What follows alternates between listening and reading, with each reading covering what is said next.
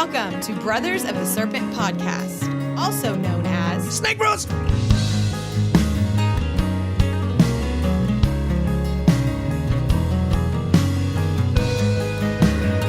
And welcome back, ladies and gentlemen, boys and girls, angels and demons and monsters and serpents, to Brothers of the Serpent podcast, coming to you not live from the 10 by 10 by 10 tangent cube of science, nestled amongst the dusty bones of an ancient seabed high atop the Edwards Plateau.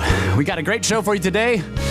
We have Mr. Thomas Spriggs in an interview with us today. He's going to talk to us about his book called Into Nowhere, which is about the missing 411 phenomenon. And he, if I've got this right, he found patterns in the shapes of the disappearances in the groups. But I'll let him go ahead and explain that.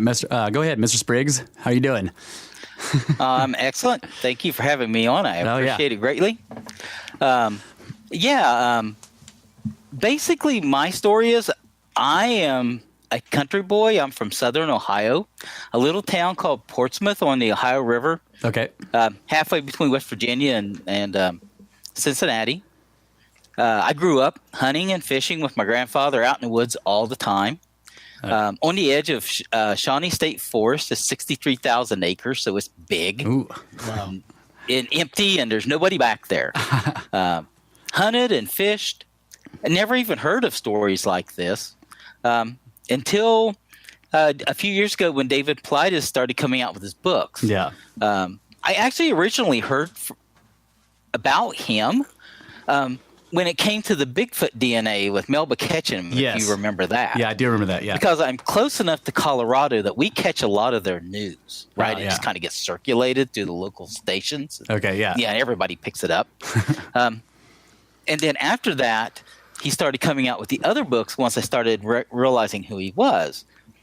And I picked them up and started reading them. And just like everybody else, I was fascinated. I was sucked right in because they're true stories. You don't have to make anything up. Right. I've researched so many of them on my own, and even more beyond what he has or what he had in the books at the time. Right. You don't have to make any stories up. These things are all true. So, that was just red meat to me. It was just one of those things that's fascinated me since I was a kid. Yeah. About Bigfoot and the woods and just weirdness going on in the woods, basically. Yeah. Really. Steph. I can't remember her last name off the top of my head. She also writes Steph books. Young. I find her.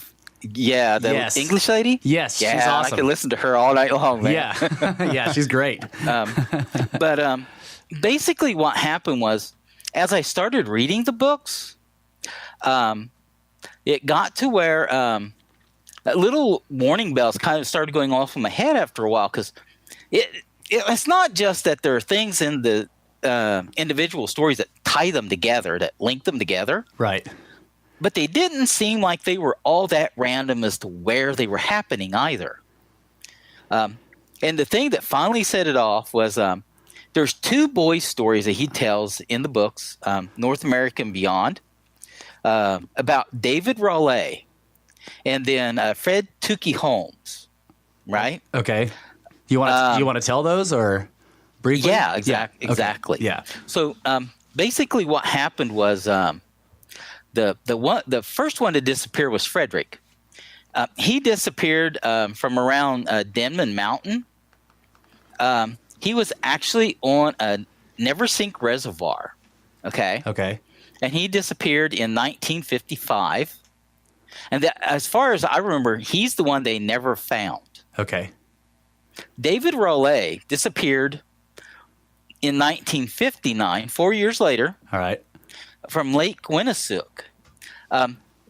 They found his body on the other side of the mountain that was between the two boys. Oh. In the creek for Never Sink Reservoir. Oh, that's weird. Yeah. So now that really set off the little bells in my head, because now we're talking about they actually and Mr. Politis listed this in his book. They actually disappeared from opposite ends of a dirt road. Oh. That went by the mountain that the one boy was found on. Yeah. So this is obviously something that knows that locale. Right. Or knew that locale was there more than once, right? Yes. And did the same thing twice. Right. And so I made a list. I just went through all his books, and I think there's 700 and some at the time. It was before Hunters, right before Hunters. Right. And I ended up with 700 and some. And then I just got online and just started researching. I mean, I'm sitting at work. At the time, I worked for the University of Phoenix technical support. And between calls, I'm sitting there, and I'm going through all the databases online for the disappearances and stuff and digging them up and looking. And I found another 234 events. And I list them as events. If two people disappear at a time, that's just one event because they're both gone at the same time. That's right. And I was really interested in that pattern. And basically what I found was, if you look at those bigger areas and not just the little tiny chunks that Mr. Politis looks at in his books, the clusters he's that got. there's actually these large regions where the disappearances happen not forever apart, but once every couple of years, once every 3 years on average. Right, and they seem to move. They move, and then they happen again a couple of years later, and then they move and happen again. But it's all in the same general area, right? Is that what you're talking about? Yeah, exactly. Yeah. Exactly. If you look at the disappearances, for example, that take place around the Great Smoky Mountains National Park, yes, they would look to you, if you just looked inside the park, as random because there's not all that many that actually take place inside the park itself. Right. But that's not how that pattern works. That pattern is one of, during that early time, there was a disappearances that took place in the park. But there were also some disappearances that took place right around Birmingham, Alabama. They would go. The first one was near the park. The next 3 were down in Alabama. The next 3 were in the park. Huh. Okay. The last 3 in that set of 10, in those early set of of disappearances, took place almost dead in the middle around Magic Mountain, on the border of Georgia and Tennessee, as if to say, hey, I'm walking back and forth here. Yeah, right. That's crazy. Okay. Then there was a little girl that he mentioned in one of his books that disappeared from the lowlands in northern part of North Carolina, right? Okay, yeah. If you look at that, it happens within that's continuation of a time range. I basically put a 3-year limit on it. Okay. I basically say that if I put a 5-year limit on it. Basically, after 5 years, whatever was doing this got bored, moved, went back to whatever stars from, whatever the case may be. Yeah. And then after 5 years, the set has to start all over again, and it has to go for 10 years, or I don't really consider it a regional outbreak. Okay. The next one is that little girl that disappeared from northern North Carolina. Is on a little road. You can throw a baseball the length of it, he said. The only thing they found of her was 2 footprints in near the edge of a swampy area. The next disappearance after that was at a place in North Carolina about halfway back to the Great Smoky Mountain National Park at Pilot Mountain. I can't remember the person's name. I apologize. It's all right. The next one is back in the park again. Okay. Okay. Yeah. So it definitely seems like something's moving back and forth. Yeah. Exactly. But I apologize. I'm not good with remembering the names of these for some reason. That's all right. Yeah, no worries, man. I'm not either. I'll be like, there's a guy that disappeared, and then I don't even know where it was. But give me just a minute here, because he was the big one that disappeared. Okay. Yeah, I'm looking at one of your region areas right here. I think this is in Pennsylvania. Oh my goodness. Dennis Lloyd Martin. That's right. Oh yeah, Dennis Martin. The third one in that list, coming back to the park, was Dennis Lloyd Martin. Okay.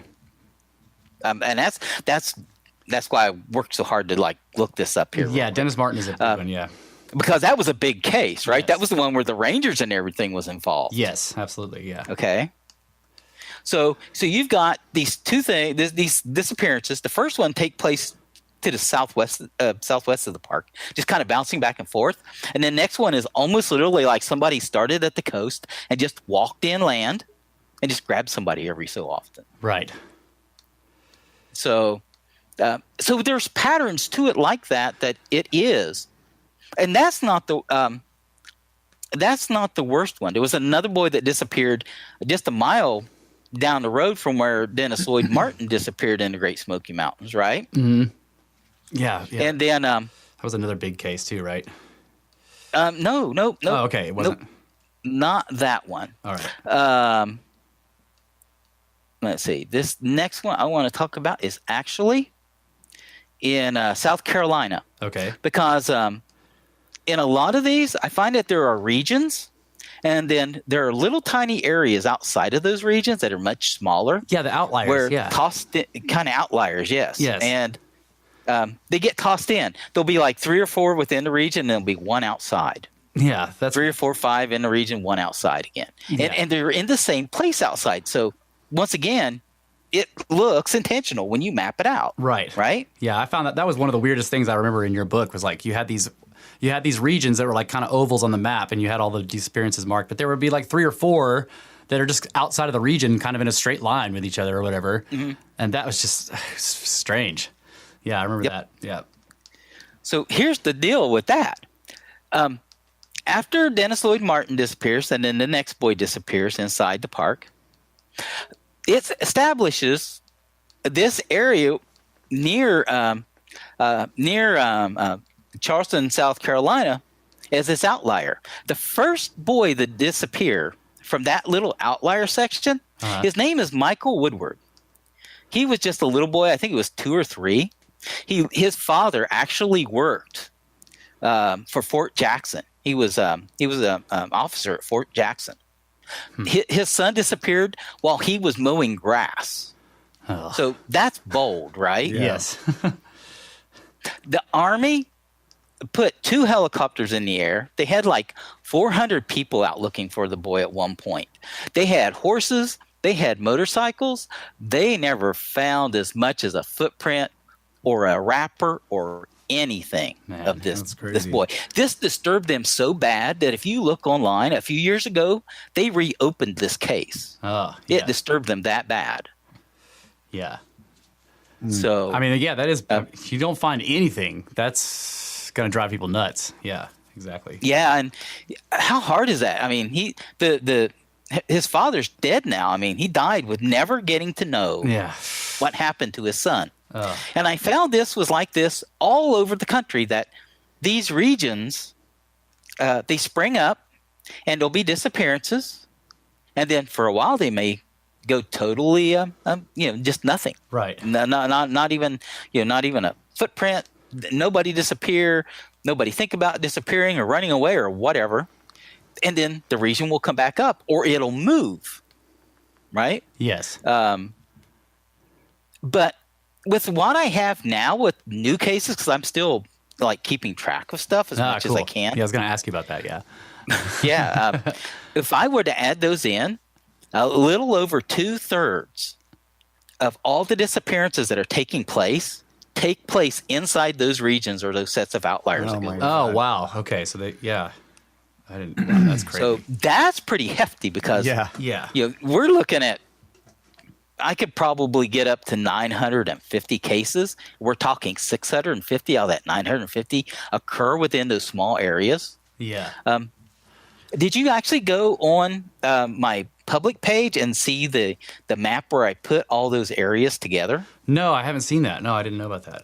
Yeah. If you go on to Facebook and you actually just go to Tom Spriggs, not my personal page, but just Tom Spriggs' public page I have. Okay. I actually last winter went and started the map again and just put the regions in, just so you could see where all the regions were compared to one another over time. Yeah. Do you have like a Google map of it or anything, like with all the markers in there? I don't have the markers on that one. Okay. Because it's so big. Yeah. And to tell you the truth, most of the markers I got to where I could probably just transfer them over pretty easily. Yeah. But some of them I have to go back and we Yeah. kind of stamp them in, and Yeah. that's going to be a project. I actually just finished another book because I write about various things. Mm-hmm. So I actually just finished another book and got it copyrighted and onto Amazon.com. Cool. What is it? It's just a history of King David from the Old Testament Oh, and nice. his family. Oh, that's cool. Oh yeah, I'll have to check that Because out. his family was his family, man, they were a dumpster fire.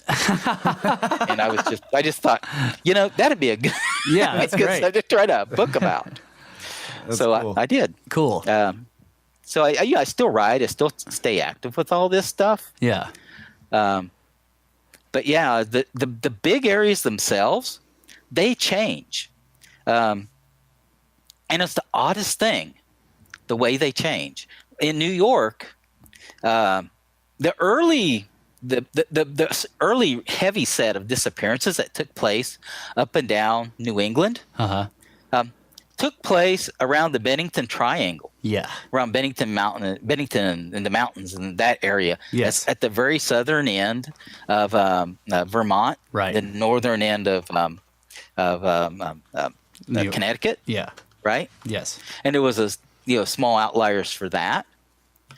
And then that one died out. And then disappearances started in New England again, but they shifted. They shifted up to where they're up in the Adirondacks now. And down in that Bennington Triangle, there's nothing. Just like someone just literally just packed up and just moved. Yeah. Well, what time? And the like, whole how long are we talking about here between like the first set of cases and like where it's moved now? Is it within a human generation or is this too long? Yeah. Like I said, I basically said it after about 5 years that they cut off, right, and then it starts up a new set again. Yeah, I think that if I remember right, those ended in the late 60s, and started again in the early 70s. Oh, Yeah. okay. In I the see. New England area. Yeah. That was not, that wasn't a very long time at all. Right. Some of them do go dormant for a long time, like 30 years or something like that. But yeah, some of them don't. They just they go away for 7 or 8 years and then they come right back. Yeah. Yep. And there's precursors too, which is also an odd thing. Yeah, that's right. Precursors. Because you'll have a disappearance, maybe 2, maybe 3. Yeah. It just kind of depends. And then you won't have any more for a few years. And then all of a sudden, those disappearances will just bloom up and become this regional outbreak after time. Yeah. But it's like there's some test cases in the beginning or something like that. Yeah, like testing the water, Yeah. Man, that's which is the whole thing strikes me as a being done by intelligence. Absolutely. It's like on It's almost like a learned behavior. Well, okay. I could see that too, yeah. But I was You know thinking what I'm like saying? Yeah, I was thinking Go like ahead. the way that they sort of hopscotch around so that, so it's like they understand how our little communities work. If we had multiple disappearances in one small community within a couple of years, people would be flipping out, right? So they don't do that. They have they have a disappearance in this one small town, and then a few years later, there's another one in another small town that's maybe 70 miles away from that first one or something like that. And so they don't really. There's no really connection there. Those two towns don't talk to each other really. They don't interchange news. So they keep doing that. They bounce around in these regions that are just large enough to keep the news isolated. You know what I'm saying? Mm-hmm. So that so that there's not. In other words, it's like it's like cattle or something. They're treating us like cattle. Like if you're gonna do something scary to one of the cattle, you kind of want to take it away from the rest of them. And like, you know what I mean? Yeah. Yeah, and it's true though. I mean, it seems like that when there's enough people in the woods looking, enough people keeping their eyes out, going out and looking for people, then it shifts away from that. Right, and it starts dropping the bodies on the trails. Like, come here, find this. Stop looking. Get out of here. That's what I always think of when they find the body on a trail or something that they've been using the whole time. It's like something wants them out of the woods. Yeah, and I think that this would probably be a good spot for just a minute to kind of give people an idea of why I find these so interesting and what I find disturbing about them. Yes, go ahead. Yeah. So, and like I said, I have new ones, and I think this one explains it really well. Okay. It was almost a year ago now. He disappeared on May the 27th, 2017. There was a little 3-year-old boy. They didn't give his full name. They only gave his first name of Ezra. He disappeared in the Sam Houston National Forest, down near Houston, on the eastern edge of the little really loose Texas outbreak they had for a while. Yeah. He was camping and disappeared on that Saturday afternoon. They brought out searchers. They had over 100, I do believe. Mm-hmm. They searched for him for an entire day. They found him on Sunday afternoon, 400 yards from the last place he was seen. Okay. So here's the thing. They had 200 searchers out in the field at one point looking for this boy. They were on motorcycles. They had like pictures up of the search on one of the one of the local newspapers websites. Yeah. It was fairly flat ground, at least part of it, from what you could see from the pictures of the motorcycle riders. You could see all the way through the trees, like you do when the forest is kind of flat. Right. You would think that first 1,000 yards around that area where that boy disappeared would be basically trampled flat, right? Yes. Because you're going to fan out and you're not going to not cover the places that are in close like that. Practically arm in arm, yeah. Basically. On motorcycles, I mean, going back and forth like that, you should be able to go fast enough to cover a whole lot of it and put a whole lot of people on it and sooner or later see something. Yeah. So think about it like this. If he had wandered off and they found him the next day, say 3/4 of a mile away, be like, meh, they just missed him the day before, right? Yeah. No problem. If they had gone out and they had found him in 15 minutes, 400 yards not a big from deal. where he disappeared, so we found him. Yeah. How did he get back to that spot? Because there was no way he was there the evening before. Right. And that's what makes these things disturbing, is that the timing and the coincidence of them is just bizarre. Yes. It doesn't make sense when you sit there and you think about going out and looking for someone who's lost in the woods. Right. It's like being lost is not what's happening. Yeah, and being 400 yards away, you should be able to respond to calls. A shout. Yeah. Like there's no reason why you wouldn't be able to hear somebody shouting for you. So yeah, and so that's one of those things that you just scratch your head at and you think, oh my gosh, how did that happen? Yeah, there was a similar case I read about. I was trying to find it before the show, but I couldn't. But it wasn't from this country. It was from like Malaysia or something like that, where the kid had gone missing, and there was this enormous search, and he had gone missing on the edges of the jungle, and there was this enormous search for him or whatever, and like they were searching for days, and they didn't find a single trace of him, and all of a sudden, he's kind of like, they just see him sort of like wandering around near on the creek bed underneath this bridge, which is the spot where he disappeared from. Like it was the exact spot where he was last seen.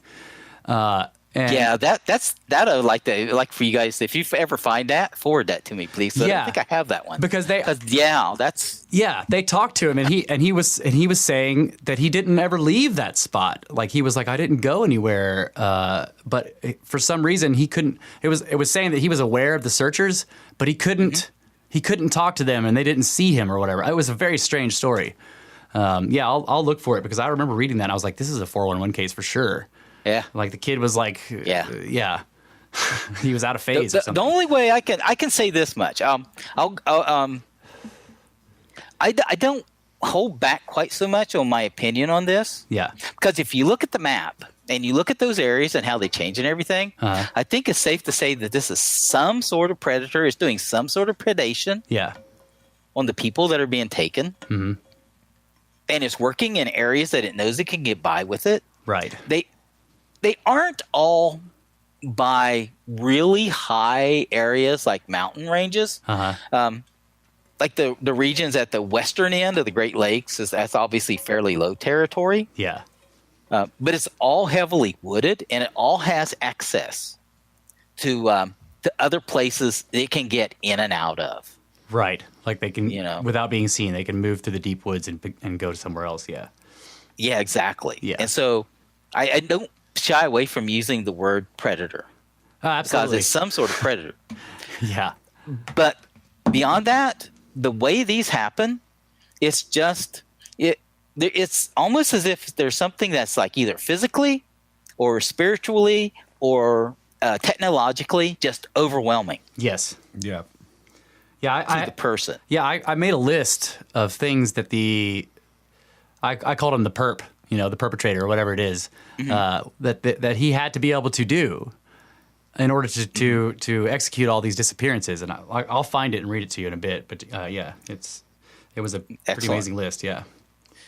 So I have a question. Go for it. My brother's Russ here talked a lot about the way David Paulides chose the cases, because obviously he went through a lot of records and he picked the original set of cases based on the similarities between them, and it was kind of like they were unsolved in some way, and there were mysterious things about them. He developed a profile, like a profile for them. Did you kind of use the same sort of profile for the cases you picked that were extra, or were your cases that you picked more oriented towards the patterns you were seeing?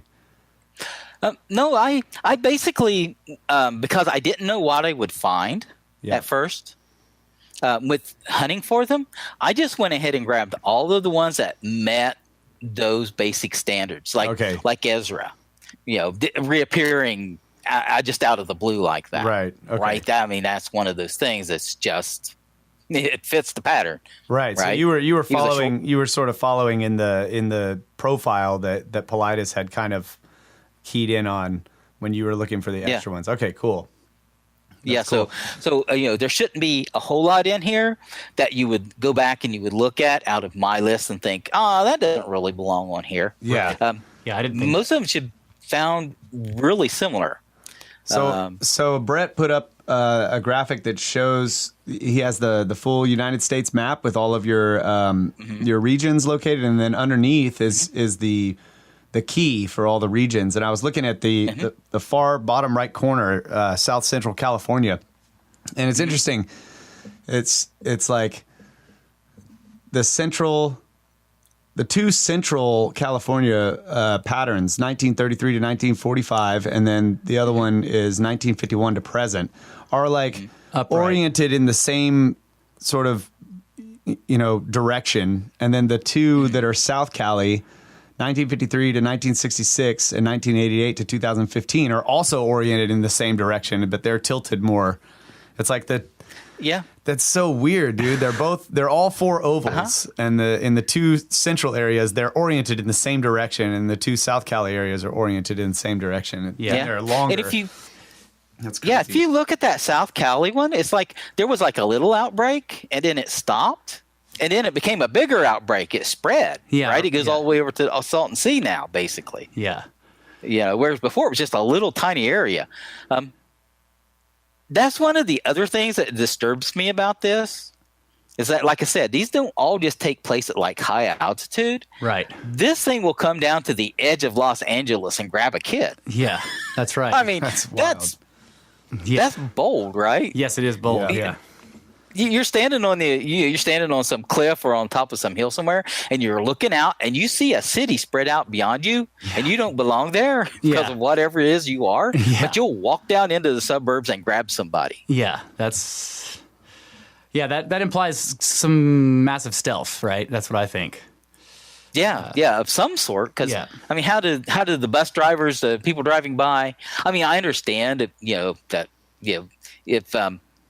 if Bigfoot walked into the middle of somebody's town, there would be people that would have doubts, and they would, would take their time for their minds and their heads to come around. Yeah, they're like, that this wasn't is real. That wasn't Bigfoot. So yeah. we don't want to see things. There's just another guy walking around in a Bigfoot suit over there. Yeah, exactly. But Yeah. there is some of that. Of we don't want to see things. We don't want to see bad things. Yeah. But that doesn't explain how often this happens on the edge of these cities. Right. The one thing I never got to mention on the other interviews is if you look at that map, there are some empty spots, right? Yeah, yes, right down the middle for one. Yeah. Right down the middle. Yeah. But there's some other ones too. There's a big spot around Nevada. Yeah. And then if you look at the ones in the California, you'll notice that the whole length of the Imperial Valley and San Joaquin Valley is basically nothing. Yeah, right. Yeah, I see that. Yeah. That's interesting. So, Okay, that seems like a way, like another point to do research. What is it geographically about these areas that that is so different from the areas where the disappearances are happening? Because it seems like, I mean, there's people there, especially in that big swath in the middle of the United States. Like, why wouldn't it happen there? There's definitely state parks. There's a predator that doesn't like or doesn't. Yeah, that would be an interesting thing to study. Yeah. Yeah, and I wanted to throw that out because if you look, there's also the area around Louisiana, Mississippi, and you'd think, there's nothing but swamp, alligators in there, right? Yeah, there's swamp, there's snakes. Yep. But there's only, as far as I could tell, I only found one disappearance in Mississippi and only 4 in L.A. in Louisiana. Wow. That's it. Yeah, swamp people. I mean, they're odd. They occur when they do occur, just like everywhere else. But yeah.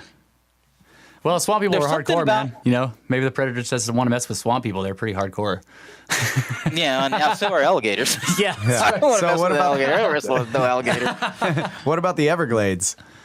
In Florida, there are some, but Florida has almost 30 that I was able to find altogether. But they were scattered over time, and none of them really came together. Okay, so they didn't make a region. Oh, okay. Yeah. Brett's pointing out that the lack of forest areas in the Great Plains and the deserts in the middle, there's like hardly any forest. I mean, if you've ever driven, like we live in Texas, so when we drive to California, it's just like that whole section is just nothing. Yeah, rocks and rubble and grass. Yeah. So maybe. Oh yeah. You were talking about how there's usually a forest or something deep where it can get in and out, without being seen, and that could be. Yeah, that's true because they do snatch people like in like boulder fields or very desolate areas where there's no greenery, but that's always like adjoining a place with deep forest or something. Yeah, that's true. Yeah, and there's at least, I would say it this way, there's at least rough terrain available to get back to. Right. Yeah. It doesn't have to be in the rough terrain, but there has to be rough terrain pretty much close by. Like at the western end of the Great Lakes there, if you go around the Great Lakes, you can end up in Canada, and man, you can forget it there. Yeah. There's people who can march in there, and nobody will find them for years and years and years if they wanted to hide out. That's right. So the Yukon.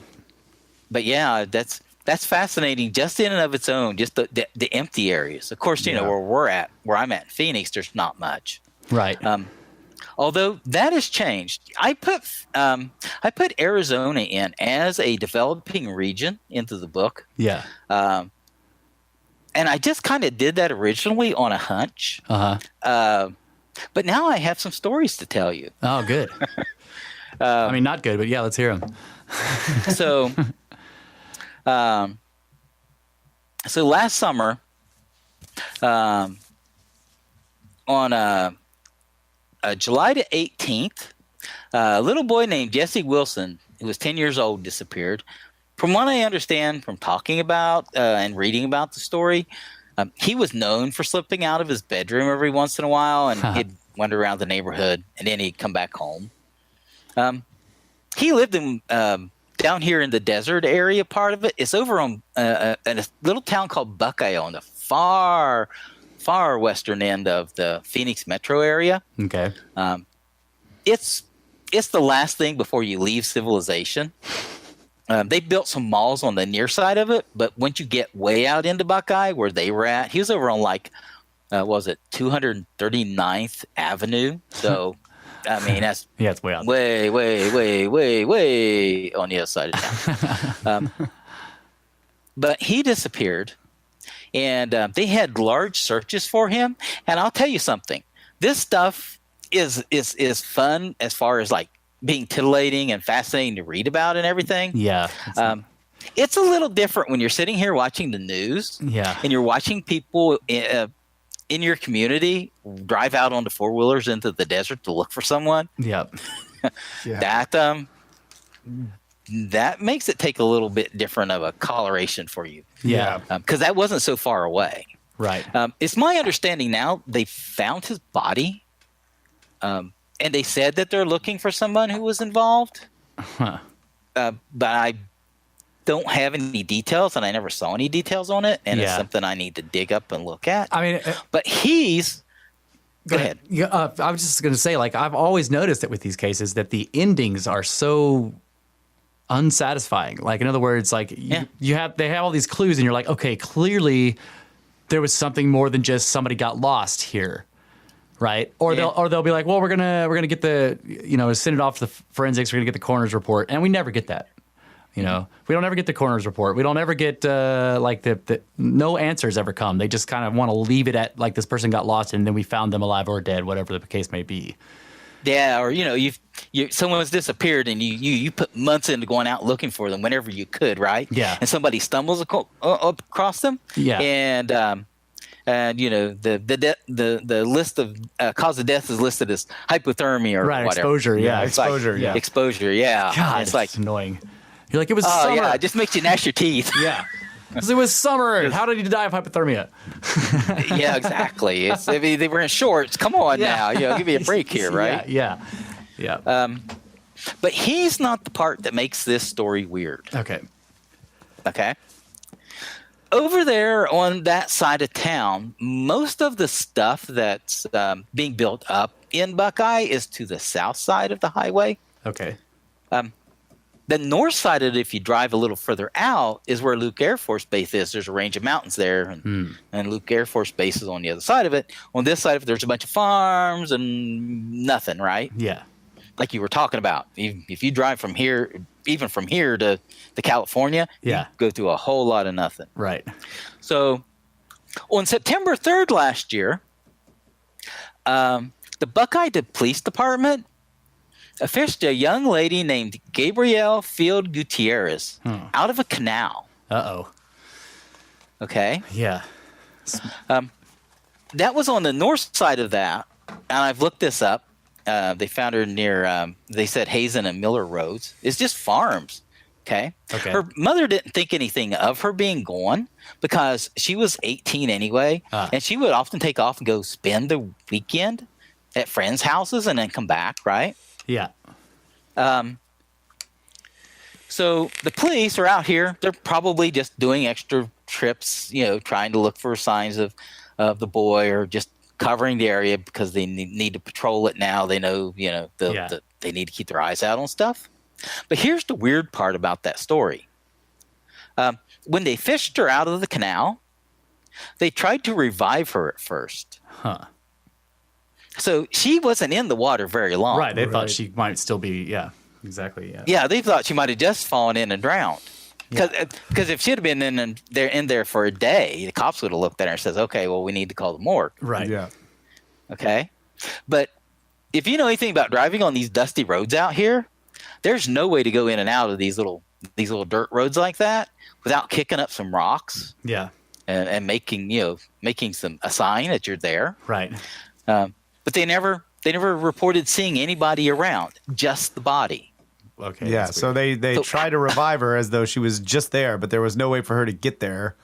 Or no way for somebody There to was drop no her sign. off. Yeah, there was no sign that anybody had been there.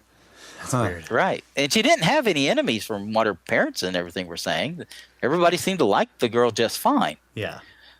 So it wasn't just that he disappeared. It's just that now she appears and nobody even knew she was gone. Yeah. And she appears in and the canal. nobody knows how she got in the canal. Right. And isn't that a common story in his books? Yes, and the later ones, when they start, he goes to the smiley face killers. And You're looking at the beginning of a cluster. Yeah. Yeah. So did she have GHB? They probably didn't test for it.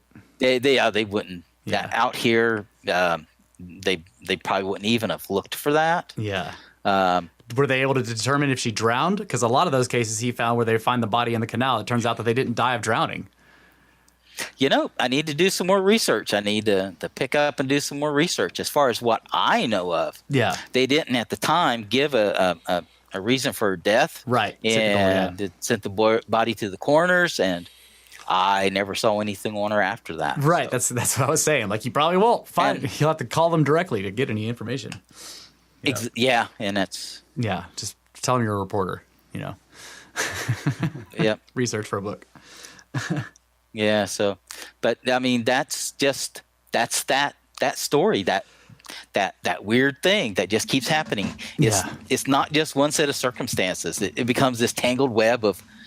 So how do you fit this square peg into this round hole like that? Yeah. You know.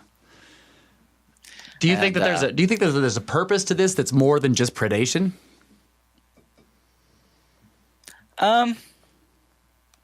There could be. Yeah.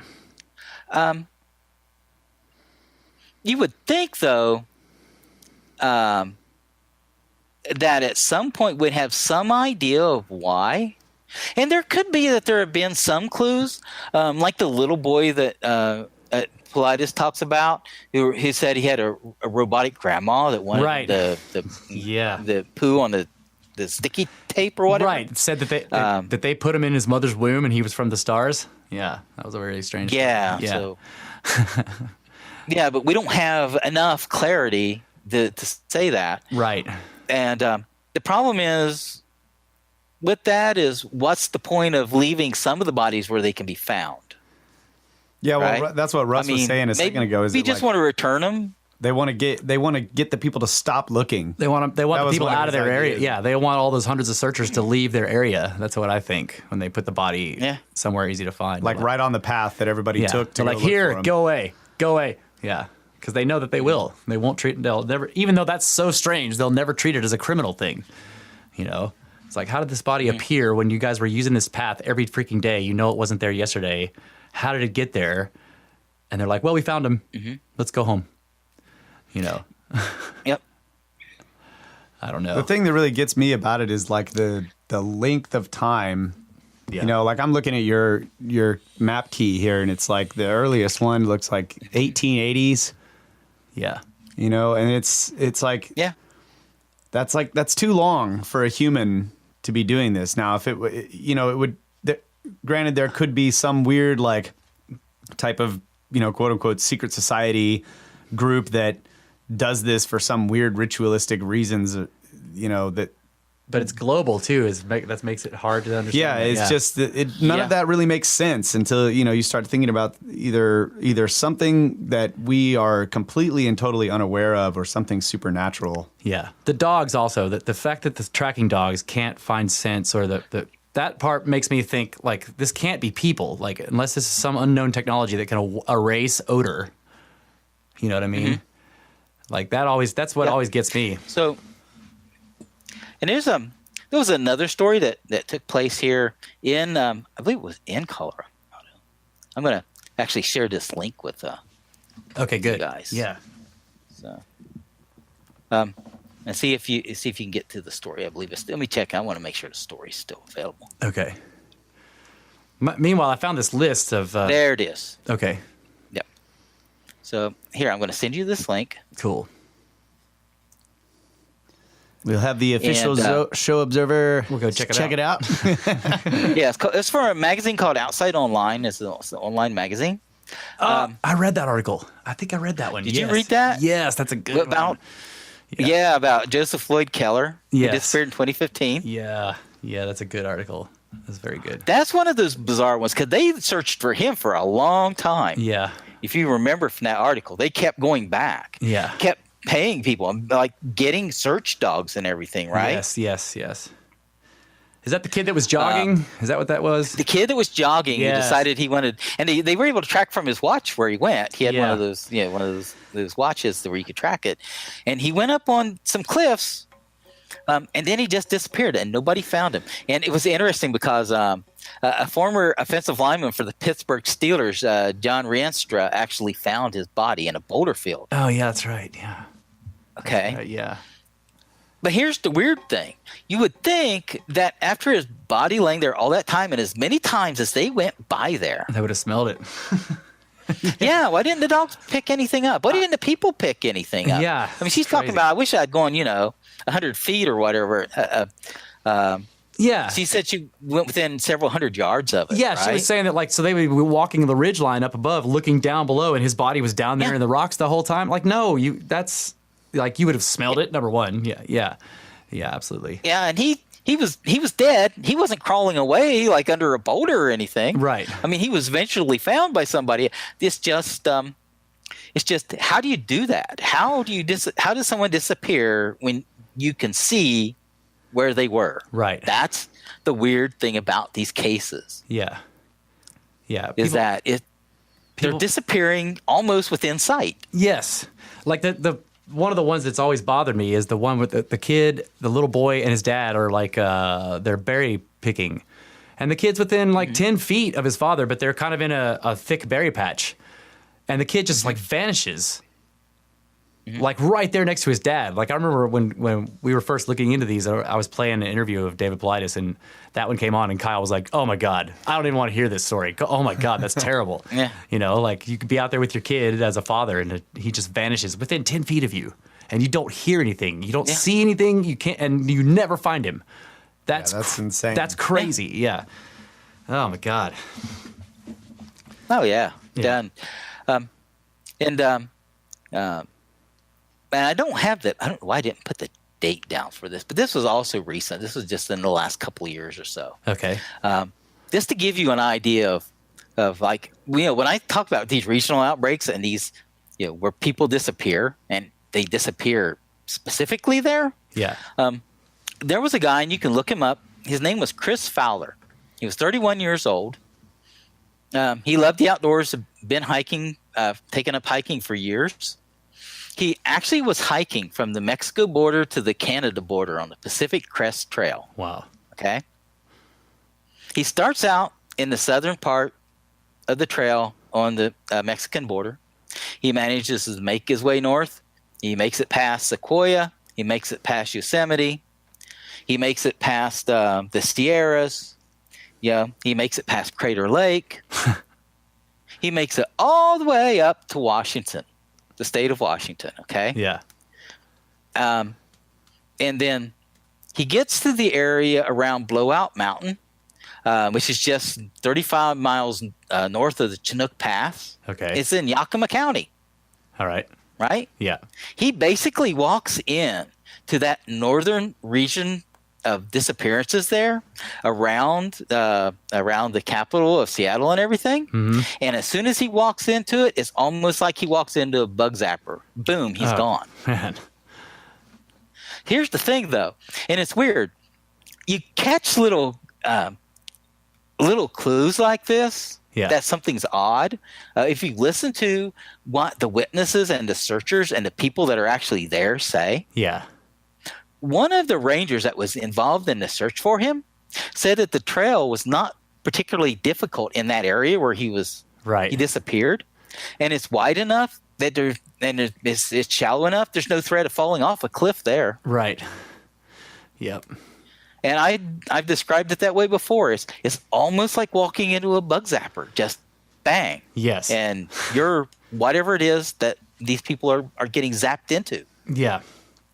Yep. Yeah, that's crazy. He crosses all that ground and he goes into one of those regions and just vanishes. Right, and he goes through three of the most. Yeah, I guess like 3 or 4 of them. Yeah, Yosemite and Crater Lake are two of the most serious ones for disappearances. He goes through those no problem. Then he gets up there and Washington, gone. Yep, but that one's a current one. Yeah, one that's true. It's active now, Yeah. and when he walks into it, man, it was just over. Oh, okay. So the region was active. Yeah. I see what you're saying. Okay. Yeah, he just walked into an active region. When he walked into it, it was his turn. Oh my God. He rolled the dice, and Yeah. Oh, that's crazy. that was that. All right. Where are the active regions right now? I'm not going there. Yeah, so we know. Yeah, where not to go. Oh, that's what that map is for. The ones in California, I found to be kind of interesting as far as that map goes. I'm going back to. We have it in the chat window if you want to look. Oh yeah, yeah. Because if you look at it, there was a earlier time in Washington and in Washington and Oregon where those ones were basically put together, right? Yeah. And then they kind of split apart. And the most recent thing to crop up is that little green circle there in the northern part of California. Yeah, I see it. Yeah. So don't go there. That area, that was the area where, if you remember back in the 50s, they originally found the footprints that gave us the name of Bigfoot. Oh, okay. Right in that region. And it had a few scattered ones, but then it became a region. More recently, the California ones, the Sierras with the little secondary ones, those didn't really change much. They've gotten bigger. Yeah.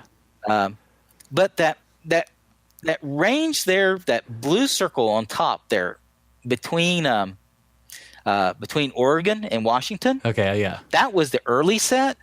And the two orange ones to the north and south of that, those are the current sets. That split and moved. Ah, I see. Until 1965, there, as far as I know, there were no disappearances in Olympia National Park. And now it's a part of that regional outbreak. I'm telling you, it's just it's got to be some sort of intentionality that. Yes. So, hey, did you read that news story that was recently, I guess in the last month or two, where the guy was skiing with his family New York or whatever? State. Yeah. Was it New York? He was in New York State and he just like disappears. They start a massive search for him and then he shows up in California. Like 2 weeks later or something. Yeah. He's in California. He's still wearing the same clothes. Yeah, he's still wearing his ski gear. Doesn't remember anything between. He doesn't know how he got there. Yeah, that was a weird story. And then they were just like, oh, he must have like ridden with a trucker. Yeah, hitched a ride with a truck driver, and he didn't say any of that. Yeah, he's just like, I don't know what happened to me. He shows up in California disoriented, doesn't know how he got there. Yeah. Still wearing his ski clothes 2 weeks later or whatever it was. Craziness. Yeah, that's crazy too. Because if you think about it, even if he's with the truck driver, it's going to take at least 5 days. Yeah, for him to drive cross country. Right. Oh yeah, he was a firefighter. I mean, that's a lot of time. That's a lot of time to just be loopy and not remember. And to wear the same freaking clothes, like wearing like. I mean, when you're skiing in New York, it's fine to wear a bunch of ski stuff, but like when you're down off the mountain and you still have all your ski gear on, like he had the goggles on his head. Yeah. Like, on the beach. Yeah, like he's in California, like still wearing his ski gear. Just, like, bro, you're. Yep. Yeah, and he's a firefighter. So like that reminded me of the. There's been a couple of firefighters that have disappeared very strangely in these, like they almost like they're targets. There was that one guy in California that he went hiking with one of his friends. Do you remember that one? He went hiking out there on this trail, and they were both firefighters, and. His friend claimed that he went chasing after his dog in the middle of the night. Yes, I do remember that one. I can't remember his name off the top of my head. I can't either. Yeah, I followed that story while it was happening. And there were so many weird things about it. I'm like, okay, he ran off after his dog in the middle of that desert with no shoes on and no shirt. Yeah. That's what his friend said. I'm like, who does that? Yeah. I mean, if my dog goes running off into the woods, I don't chase it. I call it if I want to come back because I know I can't chase the dog, right? I don't know. I didn't understand a lot of stuff about that story. It was very strange. But people seem to act weirdly in these situations too. Yeah. There is some sense that the people are that are involved in this, even when they're found, are confused. Yes, they're very confused or handicapped, right? As Mr. Politis points out. But he's not the only one to come back. That's not been able to remember things.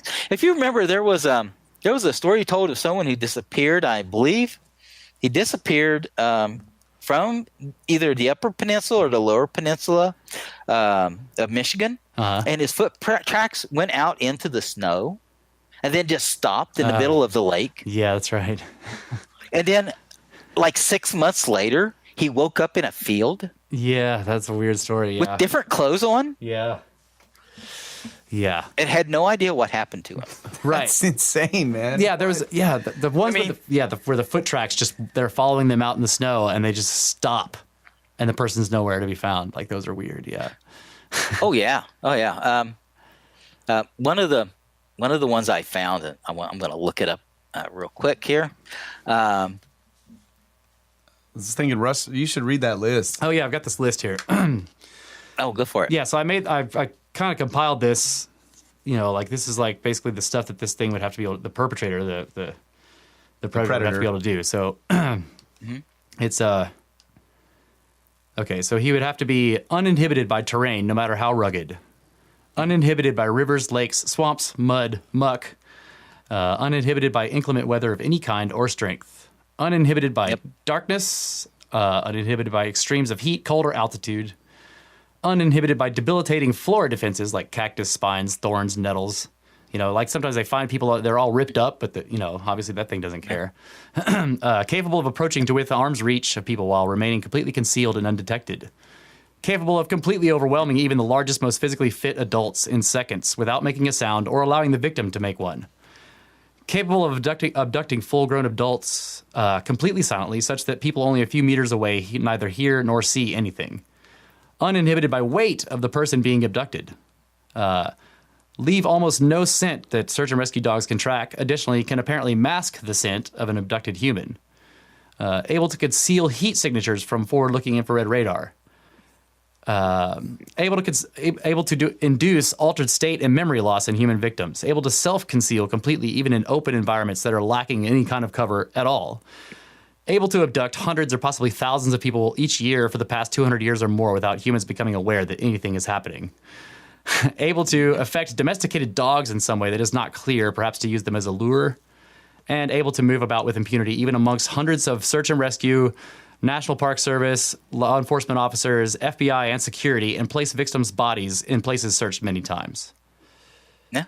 So. Yeah, that's a heck of a list, isn't it? Yes. That is not, like that's if that's a predator and it's just a predator, that's like a freaking super predator, Yeah, that's something we don't understand. Right. And, Yeah, and that's what, ultimately that's what this boils down to. Is yes. that, this is something we don't understand. We don't understand how this is happening like that. Right. Exactly. We don't understand how Ezra ended up back here just, not even a quarter, not even a half mile away or anything from where he was disappeared. Yeah. You can't grasp your mind around it because there's something going on there that we don't know. And that's the part that's scary, is that we don't know. Right. Yeah. How do you defend yourself from something that we don't even know how it happened? Yeah. Yeah.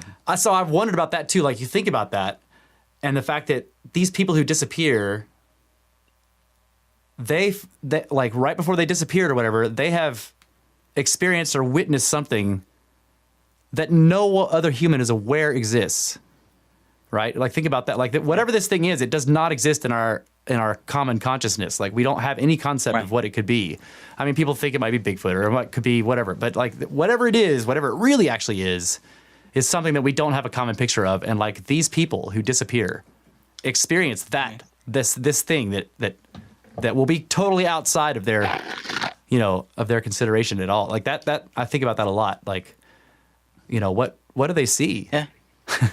Maybe that's why they don't. Yeah. What did they go through? Yes, exactly. Yeah. Well, especially when they find the bodies like months later and find out that they only died a few weeks before. Like you're like, okay, where were they? They were still alive this whole time. What were they? What was happening to them? Yeah, it's terrifying. Yep. So that's one of the things that we talk about too. Is that like if more people, especially law enforcement and people that have to deal with these disappearances, if they would become more conscious of this possibility that this is something truly that we do not understand, that if they would see these connections like you have, like Politis has, and that became more of a common knowledge amongst people that actually have to deal with these situations, we might get closer to figuring out what's going on. Yeah. But as long as they're just like, oh, it's just a missing person and we're going to do our normal thing and we're just looking for, you know, all the Somebody who's normal lost. stuff or Yeah. somebody who's lost, it's like we're still going to be in the dark. Yeah. Yeah, and then the searchers go out and they're doing their best. They want to Yes. find somebody, Right. Absolutely. And if they find them, whether it's dead or alive, they go home and forget about it, right? Yeah. Yep. And what we really need is I think we need to start with documentation. I think what we really need is there needs to be like a national website where when a disappearance occurs, that the SAR leader can get maps for that area. Yeah. Plot out where they're going to go, right? Yeah. Upload the maps to show us where they went. Yes. And then when the people go out in the field and they find something, they can take pictures of it. Right. Yeah. Because that tells And you us can a upload part it of to the map. story. Yes. And then upload it to that database. So we can go in and we can look at what they saw. Yeah. Because if you remember, there's one story that Mr. Politis tells in one of his books, and there's a picture in there of a little boy that disappeared that was found because the guy just refused to give up looking for him. Yeah. And a reporter was there and took the boy's picture. As far as I know of, as far as I've seen, that is pretty close to nearly the only picture I've seen of someone at the spot that they were found after a disappearance. Yeah. We don't know what the rest of it really looked like. And didn't he have a because 1,000-yard nobody stare? took a picture. Yeah. Huh? Didn't the boy have like a 1,000-yard stare or something like that? He was kind of a. Yeah, and he was covering his legs up with leaves. And Yes, that's right. Yeah, it was a weird picture. So, but we need that kind of. We need to start gathering information up enough. Yeah. Yeah. And we have the technology today to do this. Like we could do this thing Yes. on the cloud where everybody involved could be uploading data with their device as this whole thing is taking place. You know, but the other problem with that is with law enforcement when they're trying to say corner a serial killer or find a perp, they're considering that this may be a kidnapping or something. To be posting that information real time can help the perp get away. So that there's like these two conflicting things. It's like, we need this database and we need it to be public so that more people can so we can get more eyes on it. Yeah. But at the same time, it's like if there's a possibility that it's just like a typical case of some kidnapper, you don't want to publicize it so we can catch them. At least not in real time, yeah. Right, at least not initially. Yeah. But Right. Yeah, and I think that there's a way you could do that. You could set up a server where there's a private section on it. Yes. And Yes, it true. isn't until the case is over or they've decided to call off the search or whatever that you could then take that information and make those pages with the list of documents right, public. Yeah, absolutely. But we need to get them. We need to start getting them. We need to Right. I think it would be great if we just had people who could go out in the field as writers and reporters and go and just take a case. Maybe not Dennis Lloyd Martin's because it's been done so much, but one of these other cases where it's important and things happen that in a way that don't make sense like that, especially if someone is found or a body is found. Right. And go and talk to the SAR leader and talk to the police and talk to the officers involved and talk to the searchers and talk to the family and write a whole book on that one case day by day like we do with murder mysteries, right? Yes. If you go to the library, there's a whole section of murder mysteries. Yeah. We need to have books like this that people are willing to talk about the cases just like that because we need a description because what we get right now are just these little snapshots. Yeah. And we get told a detail here or there, like the one about the guy disappearing in Washington and he wasn't around any cliffs. He wasn't in any particular place that's hard to hike. Yeah. There's no reason for him to, to have a heart attack and drop now, Yeah. Yeah. He wasn't attacked by an animal. They didn't find any signs of anything. Right. But we need better descriptions because that isn't much. That's a sentence or two, right? Yes. Yeah. Whereas people were out here in the field on this for 2 weeks. Yeah, they're talking about it the And whole nobody time. knows what most of them saw most of the time they were in the field. Right. That reminds me too of like there's been cases where when they end up finding the person, that went missing. Like I think it was a kid in this particular one I'm thinking about. They find him, and I can't remember if he was alive or not, but they found him, and he basically went. It turned out that he from the spot he disappeared, he went straight up the hillside, which means that the campsite that he disappeared from was in his view the entire time. In other words, he couldn't have been lost because, like, you could see the campsite where he was supposed to be the whole time he was going up that hill, or whatever. And then there's the one of the doctor in Colorado that where they found him, where he crossed the he crossed the mountain and they found him one was just bizarre on its own too, that. His legs were broken and but he had his cell phones he had a cell phone with a spare battery and it worked and it had signal in the places where he had apparently gone, but he didn't call anybody. He had a transponder that didn't get activated. Like, it's just weird. It's a strange thing. Yeah, this is a very weird case, and that's one of the ones where there's no details. They just don't tell you anything. Yeah. Yeah, but people kind of blow this stuff off too. Yeah. Yeah. And being out here and living out west, where a lot of these occur, I kind of, like you guys, I kind of know the lay of the land now. I know what it's like to be here. Yeah. Back in 1967. There was a boy named Danny Greenwood who disappeared from Reservation Lake, Mount Baldy. Okay. Right? Yeah. And he was one of those boys that climbed a mountain and died at the top of it from exposure, right? Yeah. Which is crazy just to think about it. It's like, how are all these little kids climbing these mountains to the top of it? Yeah. It didn't die of exposure there when they didn't die halfway up. Right. Because it was cold at night in a lot of cases. Yeah. This little boy disappeared on June the 8th, 1967.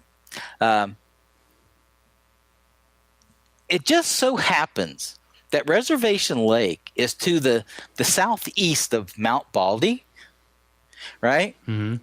To the northwest of Mount Baldy, about 20 miles, there's this little place called Lake Hawley. And I know that place well because I've camped there about a dozen times, okay? There is no way that little boy managed to climb that mountain just straight up the side of it. Right. Because in that particular part of the White Mountains over by Mount Baldy, it's not flat land. There's no flat land. It is up, down, up, down, up, down, and it's deep creeks where they have to build those little bridges across. Yeah.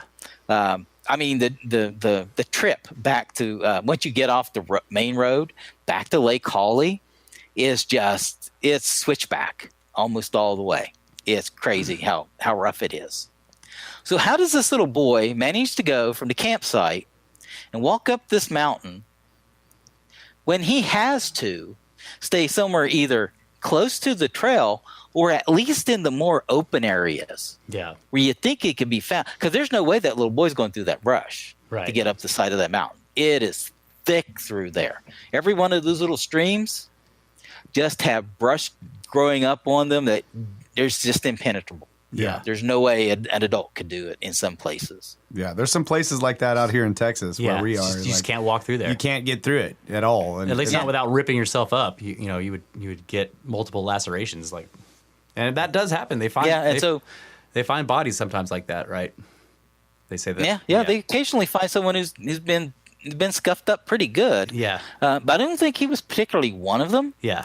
But there's no way he made it up to the top of that in a day, climbing the side of that mountain, fighting with all that brush. Right. At some point, he would had to have been somewhere where you at least had a chance to see him, but nobody ever does. Yeah. But people will blow it off, say, "Oh, he just took off. He just wasn't on the trail." Right. Yeah. No. Yeah. No, I don't think so. If he wasn't on the trail, he wasn't going very far. Right. Yeah. You know? It's like when they find him without shoes and nobody questions like who takes their shoes off? Like people who want to throw out the paradoxical undressing. And I know you addressed this in your book, which was awesome, by the way. I did the same thing. I posted this enormous post on Reddit about it, and I got all these people pissed off at me because I was like, it's not happening. This is not what's happening. But anyway, they try to pass off the shoes missing as paradoxical undressing. I'm like, no one takes off their shoes. Yeah. Like they take off their coat or their gloves or their hat or whatever, but they don't take. No one says, "I'm cold, I'm taking off or I'm hot, I'm taking my shoes off." Oh, my shoes off. Yeah.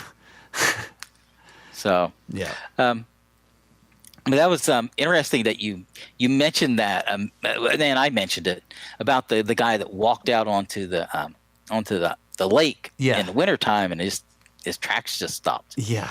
Because there's a couple of cases like that Mr. Politis actually put in his book. Yeah. One of them was in 2007, Robert Vernier, near Maryville. I believe that one was one of the weird little set that took place in Oklahoma and Arkansas. Okay. No, I take that back. He was one in Louisiana. He didn't end up on my map Oh, because okay. he took place near Louisiana. He was headed back with some friends. Got in an accident, hit a telephone pole. Okay. Okay. So he goes to get help. Not very far from the road. Not very far from a town. Right. When they went but he disappeared, and we went to look for him. They tracked him along a riverbank, and then all of a sudden he turned and he went up on top of a ridge. And when he did, the footprint stopped and the trail ended. The dog sat down. That was it. Yeah. There was another woman he wrote about called Emma Tress, but I didn't grab the year, and I apologize for that. She was on her way to a Benedictine monastery just over here in New Mexico that she liked to visit. She knew where it was at. She'd been there several times before. But she got out into the woods, and basically the same thing happened to her. She walked along a little creek that basically followed the road, walked up on top of a ridge, and boom, that's it. The trail ends there. There's no more footprints. Dog sit down. We're done. Man. So, I mean, that's like, why would she even, she's going to visit Veer a off on the monastery. ridge, Why yeah. does she just get out of the car and go? I don't understand that either. No. But yeah, I mean, are these people confused? I mean, are they afraid to be out on the road? Yeah. Right. You know? That's another thing. Is that like when they were talking about footprints, are they running? Because you can tell when you're tracking, like a good tracker can tell if that person's walking or running based on the imprint of the front of the toe. Yeah. You know, and how much dirt was kicked back. And that's one of the details that would be great to have, but Right. they hardly ever appear in the story. Yeah. Yeah, exactly. Because all we're told is just the very, very, very, very outlines like that. Right. I remember the kid the 17-year-old that disappeared elk hunting, where he went with a big group of people and like he vanished, and they were going along his tracks. So they did say he was running. They said he was stumbling over. He kept tripping over roots that were hidden in the snow and everything.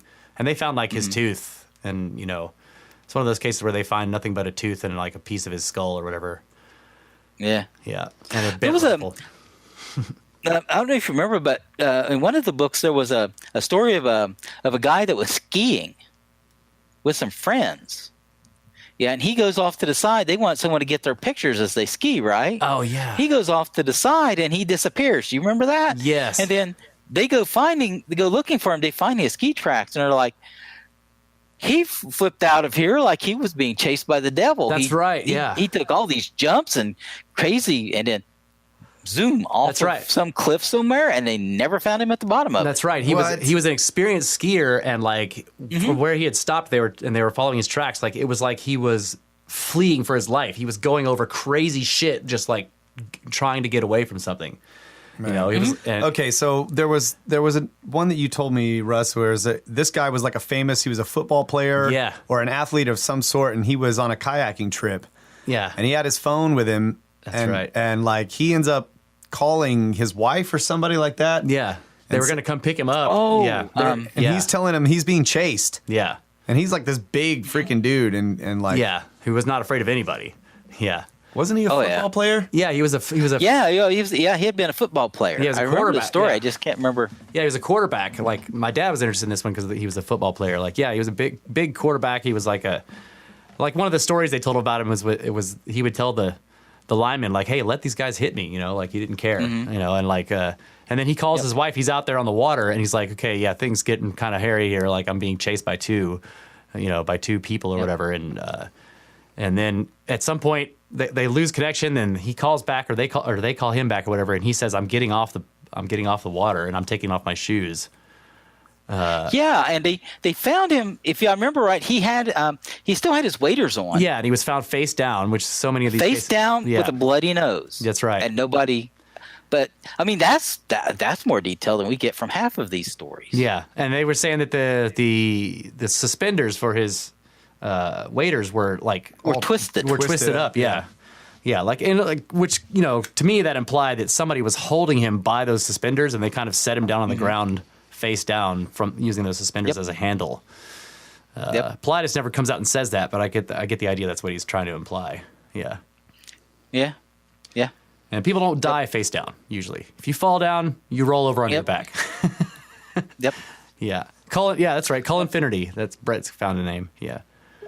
Call Infinity, college quarterback store. Yeah. Star. Yep. Yeah, and here's the thing.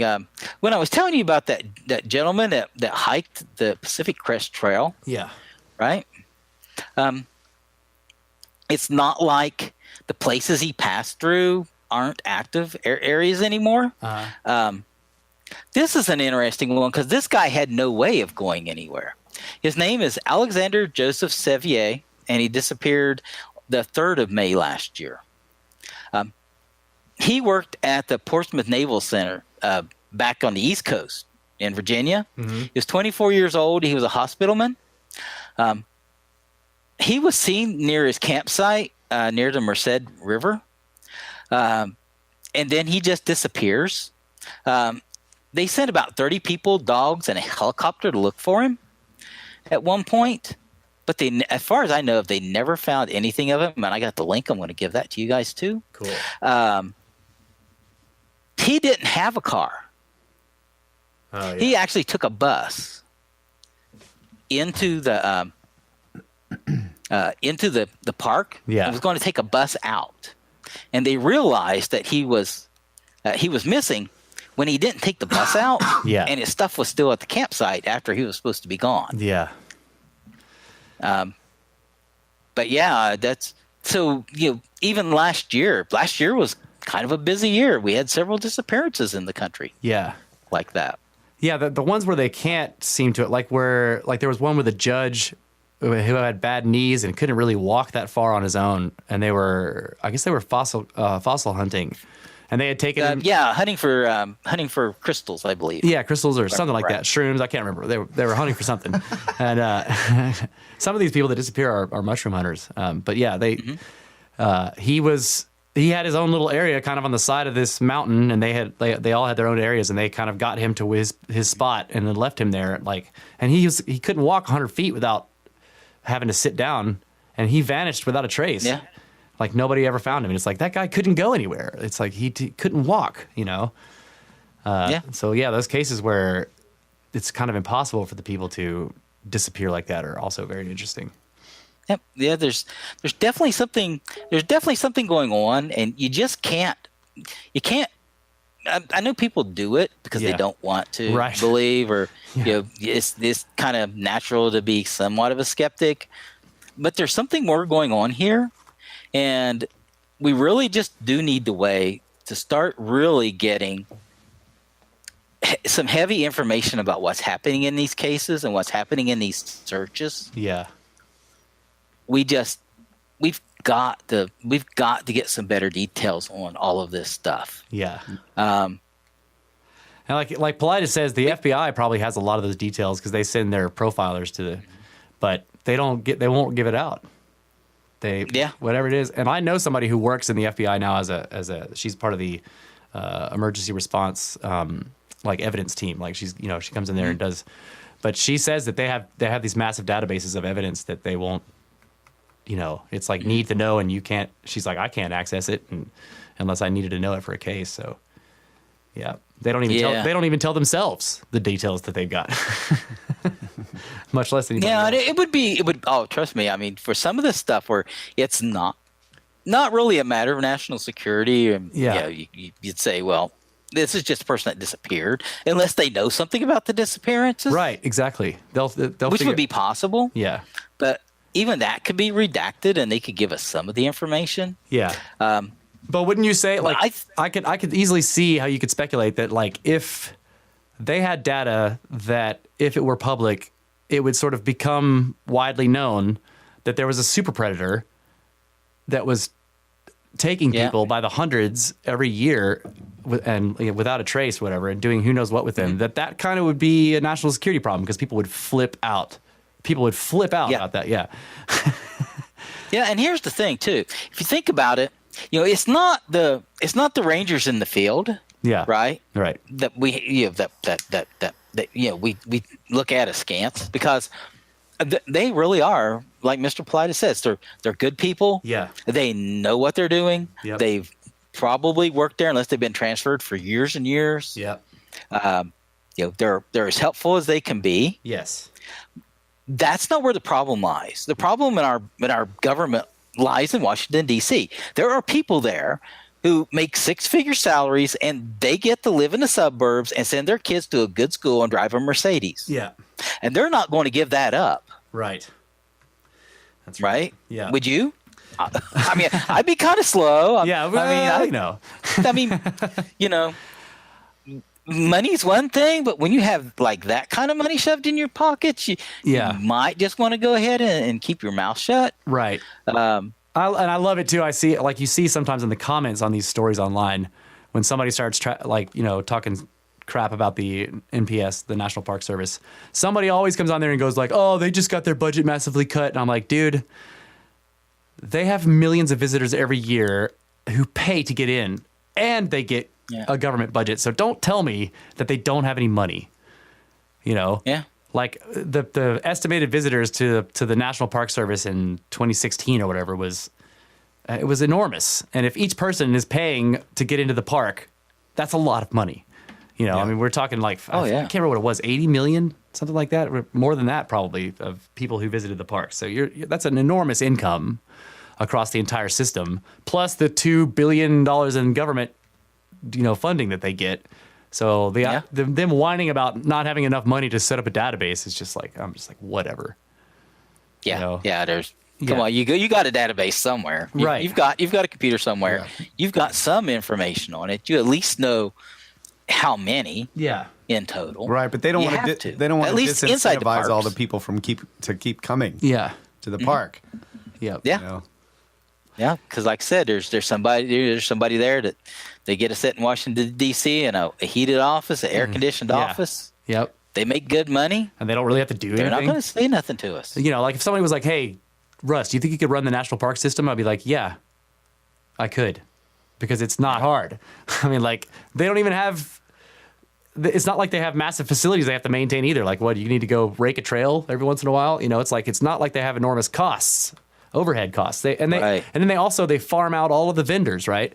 So the people, the stores on the parks are actually paying the park system to be there, and they handle all the employees and the stocking and everything like that. So the park system doesn't have to do anything but they just collect money from every side. Yeah, that's why it costs $5 for a microwave burrito. Right? Yeah, So. But I don't blame the vendors. They're just doing what they can. But the park system, they don't have to do anything. They don't have to maintain that store. They don't have to make sure that the stock is there. They don't have to worry about the employees because all that is done in-house with the vendor. The park just collects money. It collects money from the vendors, it collects money from the people who visit the park, and it collects money from the government. Yeah, but like Brett's kind of saying, it's like a self-fulfilling prophecy. The population would know, if they finally came out with all that information, the population would know that the government had been aware and was helpless all the time. Yeah, that's right. So it's like the longer they go, the less likely it is that they're gonna that's right, turn it over. Yeah, and that's really, I think, like the reason right now we don't know more is that the government's kind of helpless with it too. Yeah, the government can't intervene and stop these yet. Right.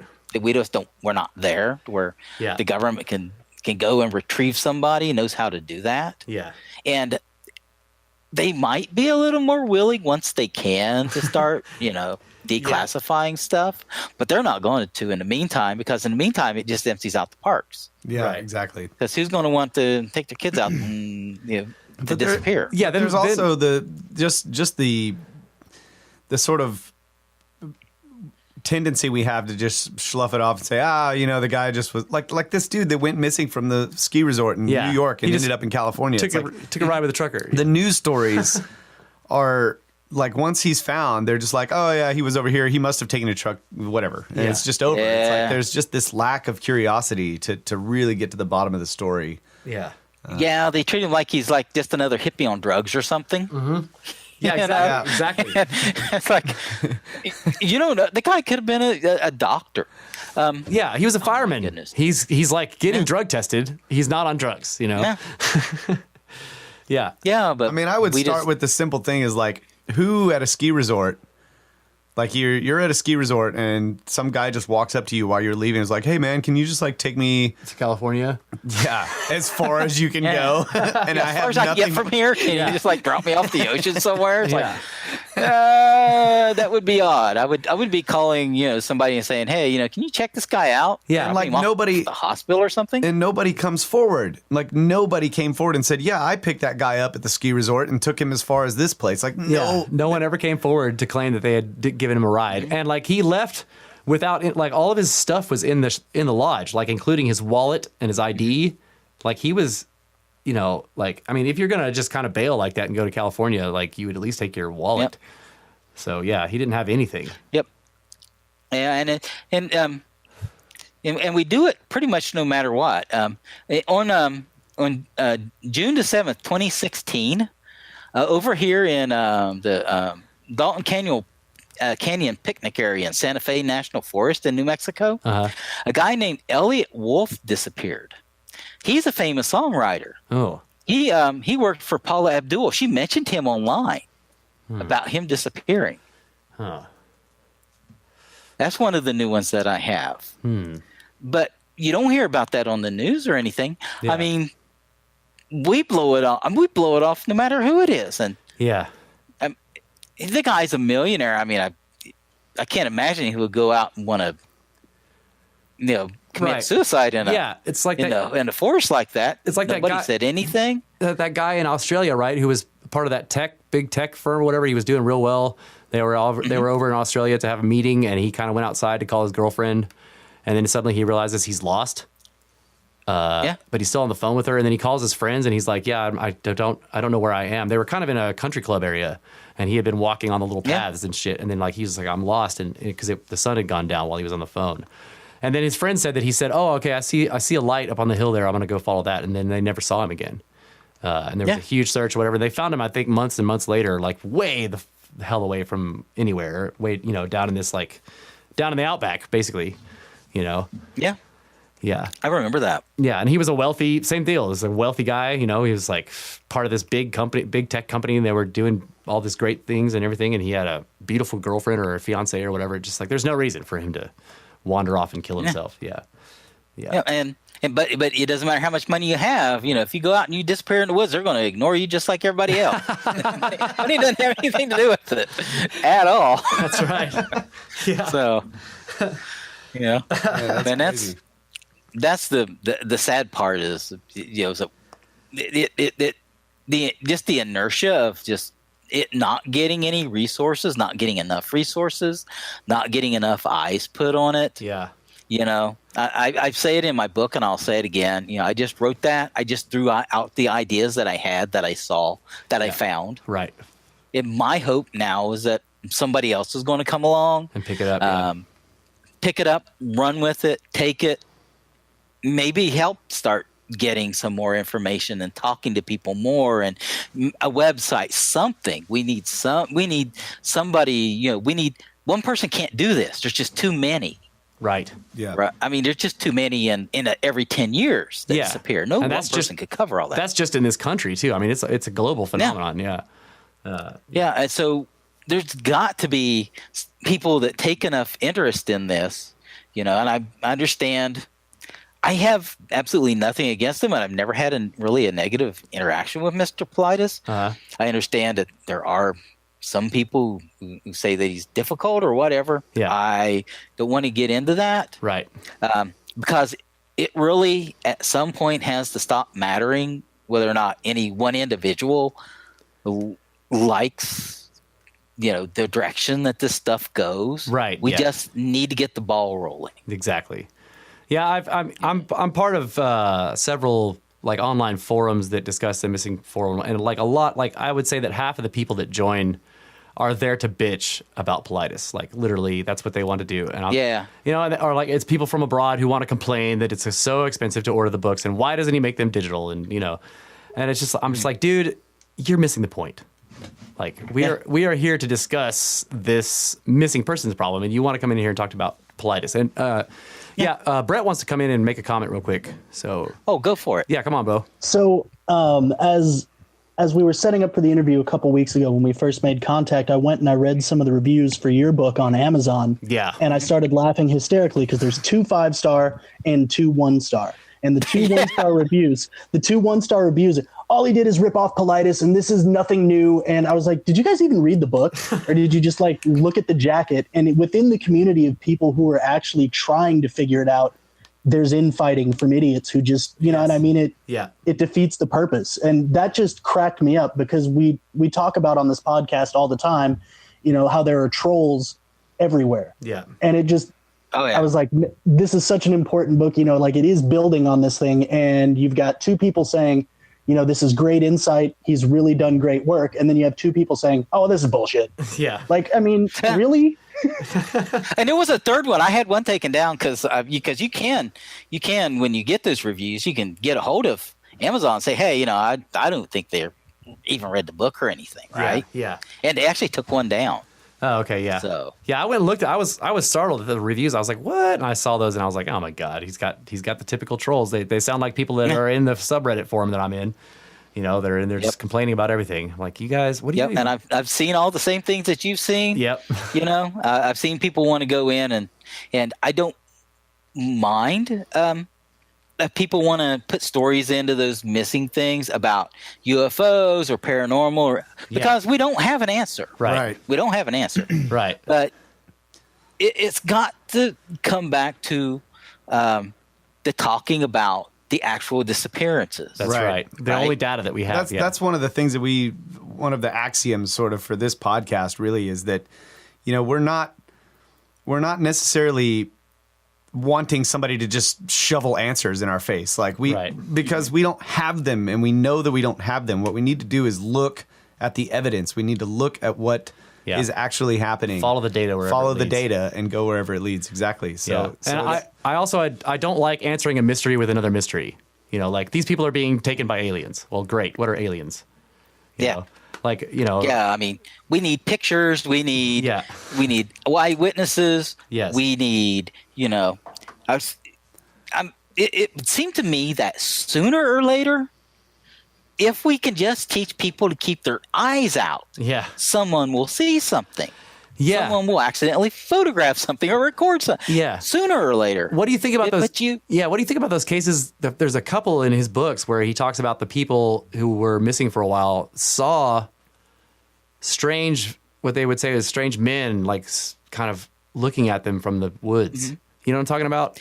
Oh yeah, that was the Dennis Lloyd Martin.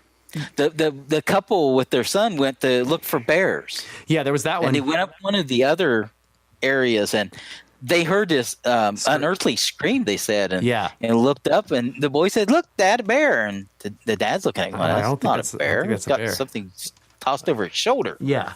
Yeah. Right? Oh, man. That's right. It had something. And then there was the other case. It was similar like that. It was a little boy who disappeared. And there was an old couple who was kind of hiking in another part of the park, and they didn't know about the disappearance. They because it had just happened. Mm-hmm. But they saw this little boy sitting on a ridge on this, like way up high on this cliff, like way where, like where they were like, how did he even get up there? And then it looked like he was kind of yanked backwards, like something grabbed him from behind and jerked him back from the ledge. And then when they went home that evening, they saw all the news that there was this huge search for this boy. And then they called. I remember that. Yes. Yeah, that they had seen this boy way up on this, and it was like on the other side of the park. This is during the search. But there's some cases of people who actually see men, like what they call people, or like kind of like what Colin Finnerty said. Yeah, that there were men in the woods. Sorry, go ahead. Oh, I'm sorry. Yeah, I was going to mention, if you remember, when it came to the Dennis Lloyd Martin, it was Mr. Politis that talked to some of the park rangers, and one of them told him off record. Yeah. Yeah, we there's these wild men that live in the woods. It's Right. like, really? Are you putting that one out there for us? Yeah. Just, you know, we don't, yeah. at least the state of Washington puts up a sign that actually, they kind of recognize Bigfoot list, right? Yeah. Watch out for bears, watch out for mountain lions, And watch out maybe for- watch out for Bigfoot, Yeah, warning, But- Sasquatch. Yeah, we need awareness. We need awareness, and we need people to get involved and look into some of this stuff. Because of where I live in Arizona, down here in the desert part, I don't get to spend a lot of time where there's a lot of these cases. There's only those two on the other side of town. Yeah. And they're still kind of fresh, and I don't think I want to bother that girl, her mom and everything, because she wouldn't know anything anyway. Yeah. Because she wouldn't know. Yeah. But there's other cases that I think that if we wanted to pursue and we could get people who seriously wanted to write and who seriously wanted to get into the subject and start helping us untangle it. And then if we could just get that awareness, when you're in the park, pay attention. When you're in the woods, pay attention, I wonder if we could start. If we could start a website like you were talking about, because I mean, like a lot of the missing persons websites online are run by, they're just run by people. They're not run by any kind of organization. Like the Charlie Project. That's just one girl. She runs that thing herself. Oh yeah, and she's nice. I've actually emailed her before because she had a case up there that ended up being taken down off the missing cases sites, and she's like, yeah, I guess I'll have to take him down then. Did you read her review of the 411 books? I always throw that at the skeptics. I'm like, you think you know a lot about missing people? The girl who does the Charlie Project knows a lot about missing people, and go read her review of these books, okay? Where she was like, oh my God, this is crazy. And that's just it though. It's unfortunately, I understand Mr. Politis wanting to keep the price down and making it local and, keeping, because they're his books. I understand. I know there can be some shady websites and, and people try to, get something for free all the time, literally all the time anymore. Yeah. But the reason I put that one up there on Kindle is because I want people to have access to it. Exactly. I'd rather people read the book. Exactly. Exactly. Because if we're going to have this as a discussion, like I said, it needs to be more than just, titillation and something new and exciting that we're getting about. And could it be aliens? We need to answer this because, there's a woman on the other side of the city where I live who's missing a daughter today. Yeah. Yeah. It's the real deal, man. Yeah. I mean, when I first started reading these books, I remember it affected me for weeks. Mm-hmm. Like I kind of walked around in this sort of, I was having this, mental shift. Like, okay, there is something that is highly intelligent and like impossible to deal with that is hunting us and has been for who knows how long. Like that is a huge kind of mental shift to take, right? Like to go from like we're top of the food chain to like maybe we're not. Maybe there's something else. Maybe we're not even close, right? Yeah. That's a pretty big shift to take. So I have a question for you. You do a lot of hiking and stuff. Have you ever had any strange experiences out in the woods? Anything that you like can't explain? Like I said, that's the odd thing. I really haven't. I have never seen, smelled, heard anything.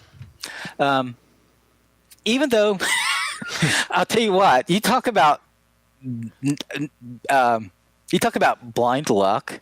When I would camp out at Lake Holly, it's one of those places where they used to even have these cabins that went up the side of the mountain. And I've driven by them before, and they're all falling down. The only thing left are the chimneys because it's just one of those things in the 50s, right? Yeah. But like you saw in Dirty Dancing, all of that's gone now, right? Okay. I mean, people don't go do that anymore. But they still had the little campground around the edge of the lake, and they had some people that stayed there overnight, and you did have a couple of other campers. And I would always pitch my tent like a good distance away over towards the road and stuff. This was before I ever read the Missing 411 books. Right. I'm out there in this little flimsy tent that's barely big enough for me in the middle of summer because I love camping out and I love fishing and I love looking up at the stars and hiking. Yeah. And I have no idea. I could have been one of those people. Yeah, you never disappeared though. I never disappeared, but yeah, I was out there. Yeah, and now in the right spot. Now, whatever's actually doing the disappearing is like, damn it, because you wrote this book, right? It's like, like, should have taken him while I had the chance. Should have taken him out. It's like he's like revealing us. Yeah. But yeah, so I've never had an experience myself, but yeah, that's one of those things that now I think I would be a whole lot more careful and cautious about. Right. See, that's one thing I've wondered is like, did I experience something and not know it because I wasn't aware that I should be paying attention, right? Yeah. Now that's totally possible. This is Indian reservation land up in that area, Lake Hollins. There were cows like wandering around the area. Yeah. I actually took pictures of the lake, like with the fog, and it was this little spit of land that goes out with a tree at the end of it and a cow. It's a great picture. Cool. But yeah, I mean, I was there. Everything's right. There's obviously a source of food other than me around, so no one like had to. And that's the other thing. One of the things that I want to do research on that I haven't gotten to yet because I have been working on so much other stuff. Yeah. Like the book I just finished is I would like to know how these disappearances compare to the deer population in the country over the time. Because you remember there was a real time when the deer were overhunted back in the 70s and the 80s, and then they kind of put in conservation rules. Right. And now the deers are everywhere. Basically everywhere again. Yeah. I'm wondering. So as a food source for whatever this entity is, like... Is that what you're talking about? Yeah, that's what he's saying. Like, yeah, that kind of thing. Yeah. So if the population drops because of overhunting, then those things go elsewhere. Or they start hunting us. I'm wondering if the number of disappearances would like correlate. Yes. Right? Would correlate. Like the population of these things has anything to do with the population of food. Yeah. Yeah. Wow.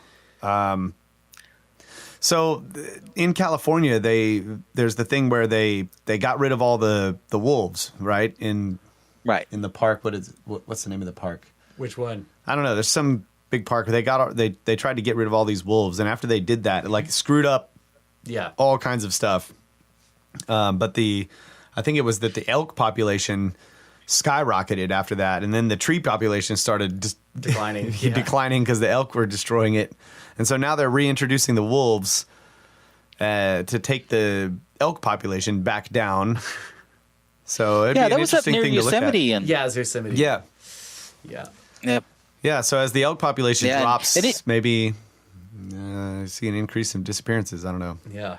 Could also be related. It would just be interesting because Mr. Politis also mentioned it. I don't know if he mentioned it too much, but it seemed like somewhat of a dip in the number of disappearances in the 70s. Yeah. I'm just wondering how much that would correlate. So, let me get this clear. Are you thinking that if the local food population in terms of deer or elk goes down, that the disappearances of humans will also go down, or will it go up? Yeah, because if it's that intelligent, it would be probably limiting its reproduction. Yeah. If it is just a predator, a regular predator, of course, it doesn't look anything like a regular predator that I can tell. Right. I was thinking like it could also be possible that the number of human disappearances goes up because they become the food source. Could be. You would think that there would be a lot more people disappearing than that, though, if that was the case. Right. They'd have to feed on people regularly. Or like they would have to have a metabolism of a snake where you can eat one giant thing and then go for a long time after that without eating anything. Yeah. Yeah, and that would be a slow moving animal. That's not likely. Some of the stories just don't. It just doesn't add up really to look at it as a food source so much. But if the deer population was a food source, then where the population was higher, you could see there being more disappearances because that's where Yeah. where they went. That's Yep, an and if you interesting look at the idea. places on the map where there aren't any disappearances, there probably aren't as many deer as there are in the places where there are. Yeah. This Right. is the only reason I brought that up. Is that Right. occurred. And that's Good true. Like point. the Great Plains, that deer don't really like the big grasslands. Yeah.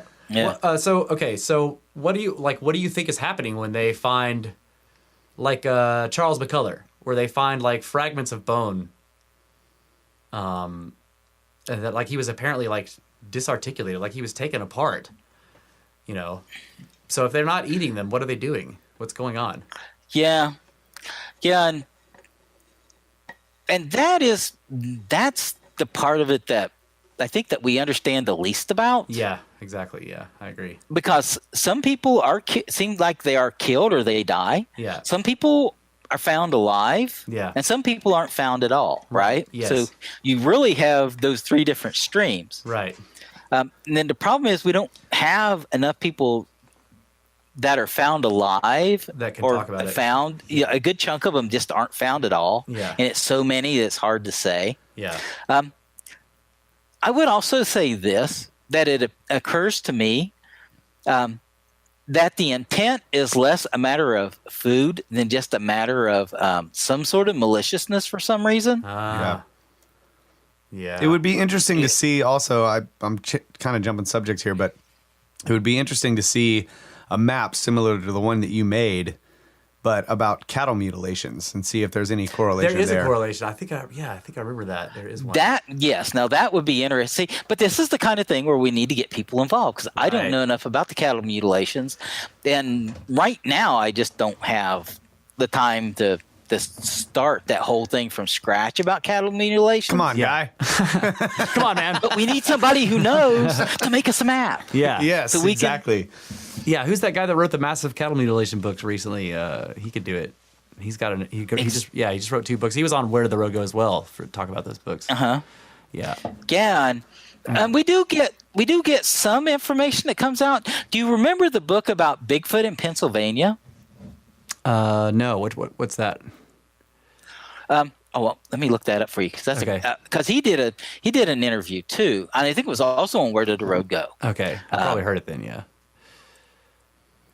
But he was talking about how they were talking about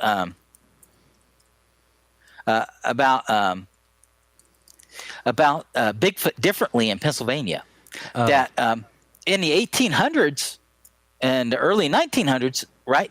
I found it. I got it right here. I'll send Okay. you the link for it. Cool. That they called them wild men, Yeah, the wild men. Yeah. just like the Park Rangers. Yeah, they have wild men. They called them wild men. Yeah. And then once they discovered gorillas, they started describing them as more like gorillas. Yeah. I remember that progression. Yeah. Because you can find wild men reports even in like Victorian England and stuff. Like. And Russia. Yeah. That's what they think of them over there. They called them wild men. Yeah. They never did really take up the word Bigfoot. Right, and the Native Americans here also refer to them as people. They're like they're not animals. They're people. They're hairy, but they have tribes and they are people. Like, Christopher O'Brien. That's right. Yeah, Christopher O'Brien is the guy that did the cattle mutilations books recently. I may maybe contact him and see if he can get a map. Yeah, that would be Because awesome. if we can start getting data and just cross-referencing it, Yes. Yes. that would give us even more of a pattern, so we can squeeze down into areas where this is really not just clusters, but a little bit larger of an area where, okay, so what happens in here happens pretty regularly, and then we can start talking to people and saying, okay, so what happened here? What happened there? Right. We've got like almost Mr. Politis gave us basically just like a huge canvas, right? And it's got like 4 lines drawn on it. Right. That's right. And that's it. Yep. We need to fill in the rest of the canvas. Yes, and I think know? I was saying before. I think that we could start, or whoever, I'm not necessarily us, but somebody could just start the website, and then as long as it was done correctly, like search and rescue people would start to learn about it. Like, oh, I can go on this website and sort of give data, because they do want to share their data, because they're like their goal is to help people who get lost in the woods, and like sharing data is one way to do that, right? But right now there's not a resource for it, so.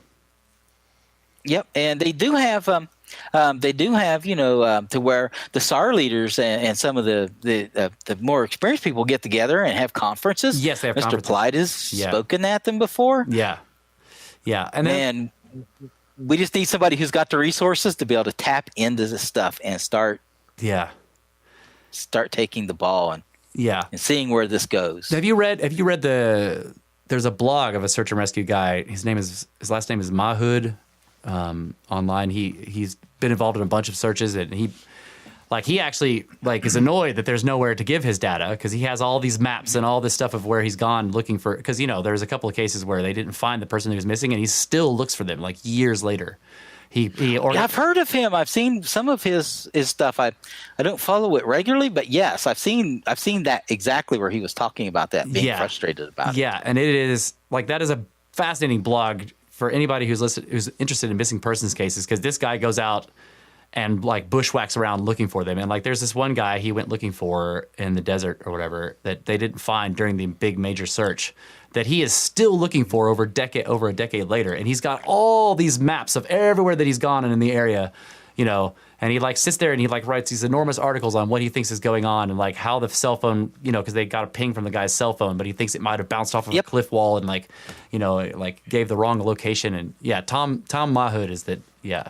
On the other hand, I've read that particular article you're talking about. I remember reading that. Yeah. Other hand, or well, where'd the guy go? Yes. Yeah. He still hasn't found him, and he's I don't know. I don't even know where to search now. And I think that's a missing 411 case. That's why he hasn't been able to find him, because it's not just a guy who got lost. Yeah. Yep. So, I wish I could have afforded to do some of this stuff. I would be glad to pitch in, but we definitely need to get some people to get started, at least thinking about, and trying to consider where we need to go from here, because I've been reading to you cases from last year. I gave you 3 cases just from last year, one from the year before, a couple from the year before that. That's not all that I have. Right, just from the last few years since I wrote that book. It's still happening, is what you're saying. Yes, and it's still happening. And Politis implies a couple of times that it's actually ramping up. He's it seems to be getting it's either the reporting is getting better, or there are more cases. Yeah, and I think it's probably a little bit of both. Yeah, I think it probably is, but because it's hard. It is hard because I'm from a small town. I'm from Portsmouth, Ohio. Yeah. That those old newspaper articles, they're mostly online now, and most of the pages are there. Yeah.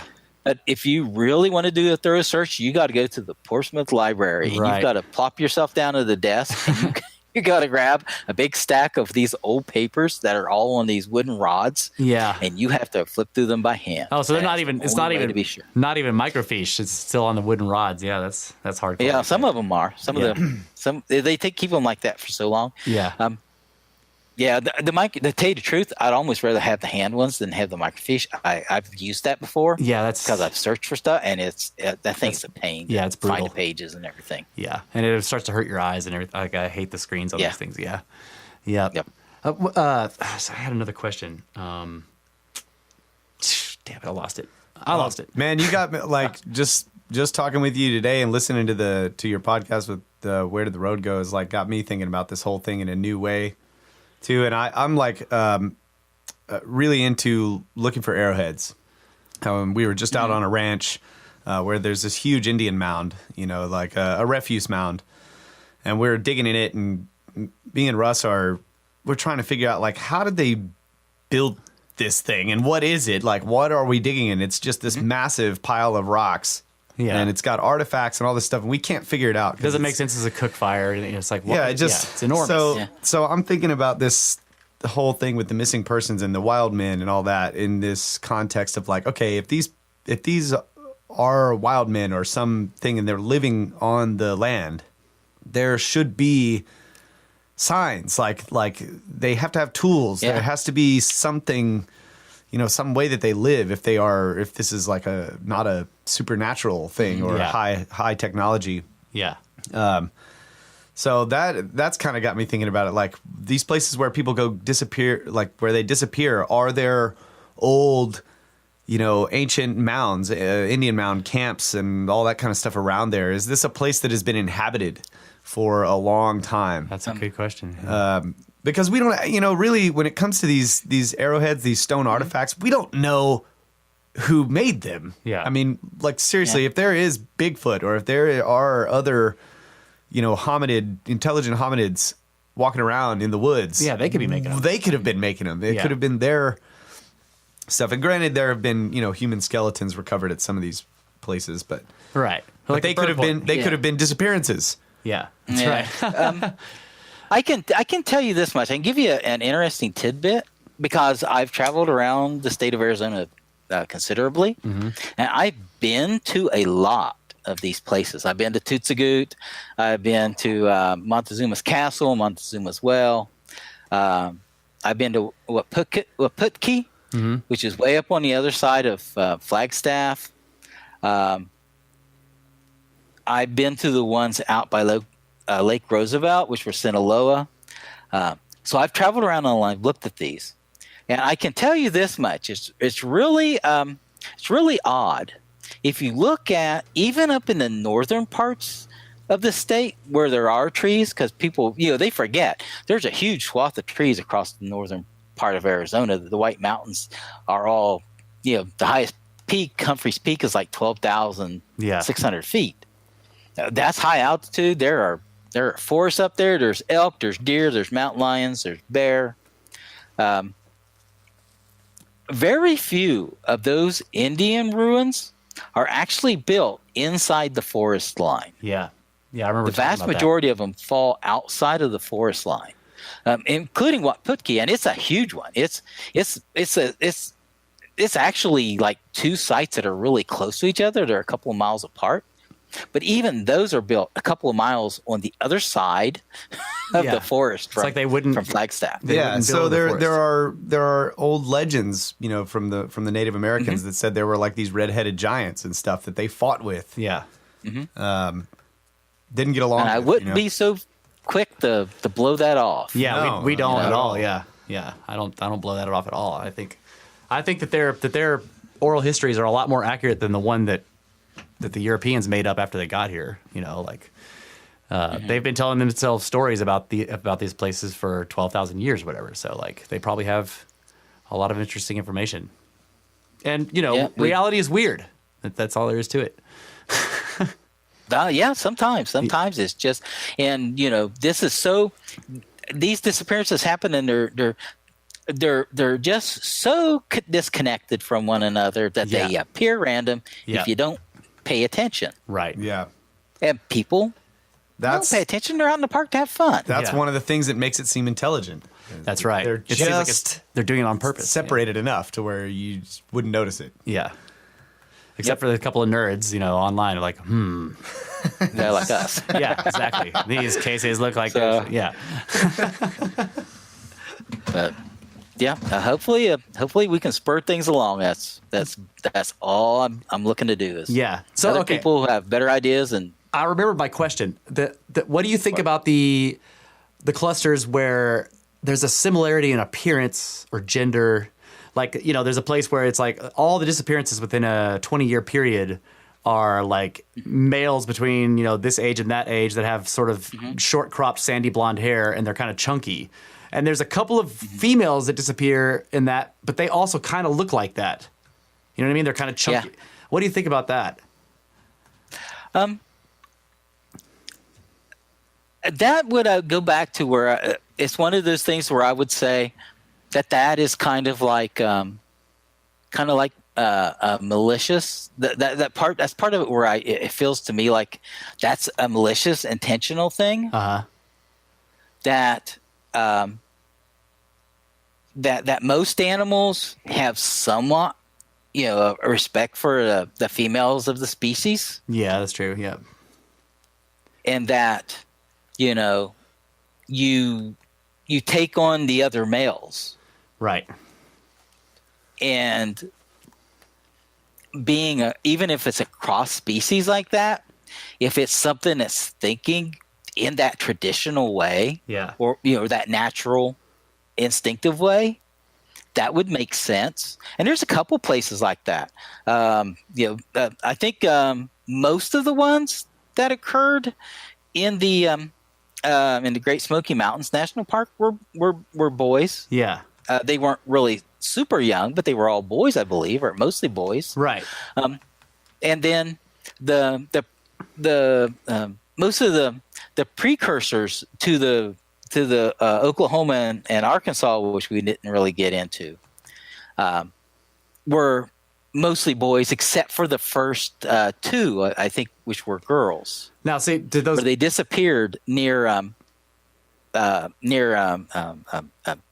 Devil's Den State Park, just to the south of it, a little town to the south of it, and then over like the next 20 years, it's like the disappearances started. Moved southeast from that, and then he made this big counterclockwise circle, ending up in Devil's Den State Park. Again, yeah, right.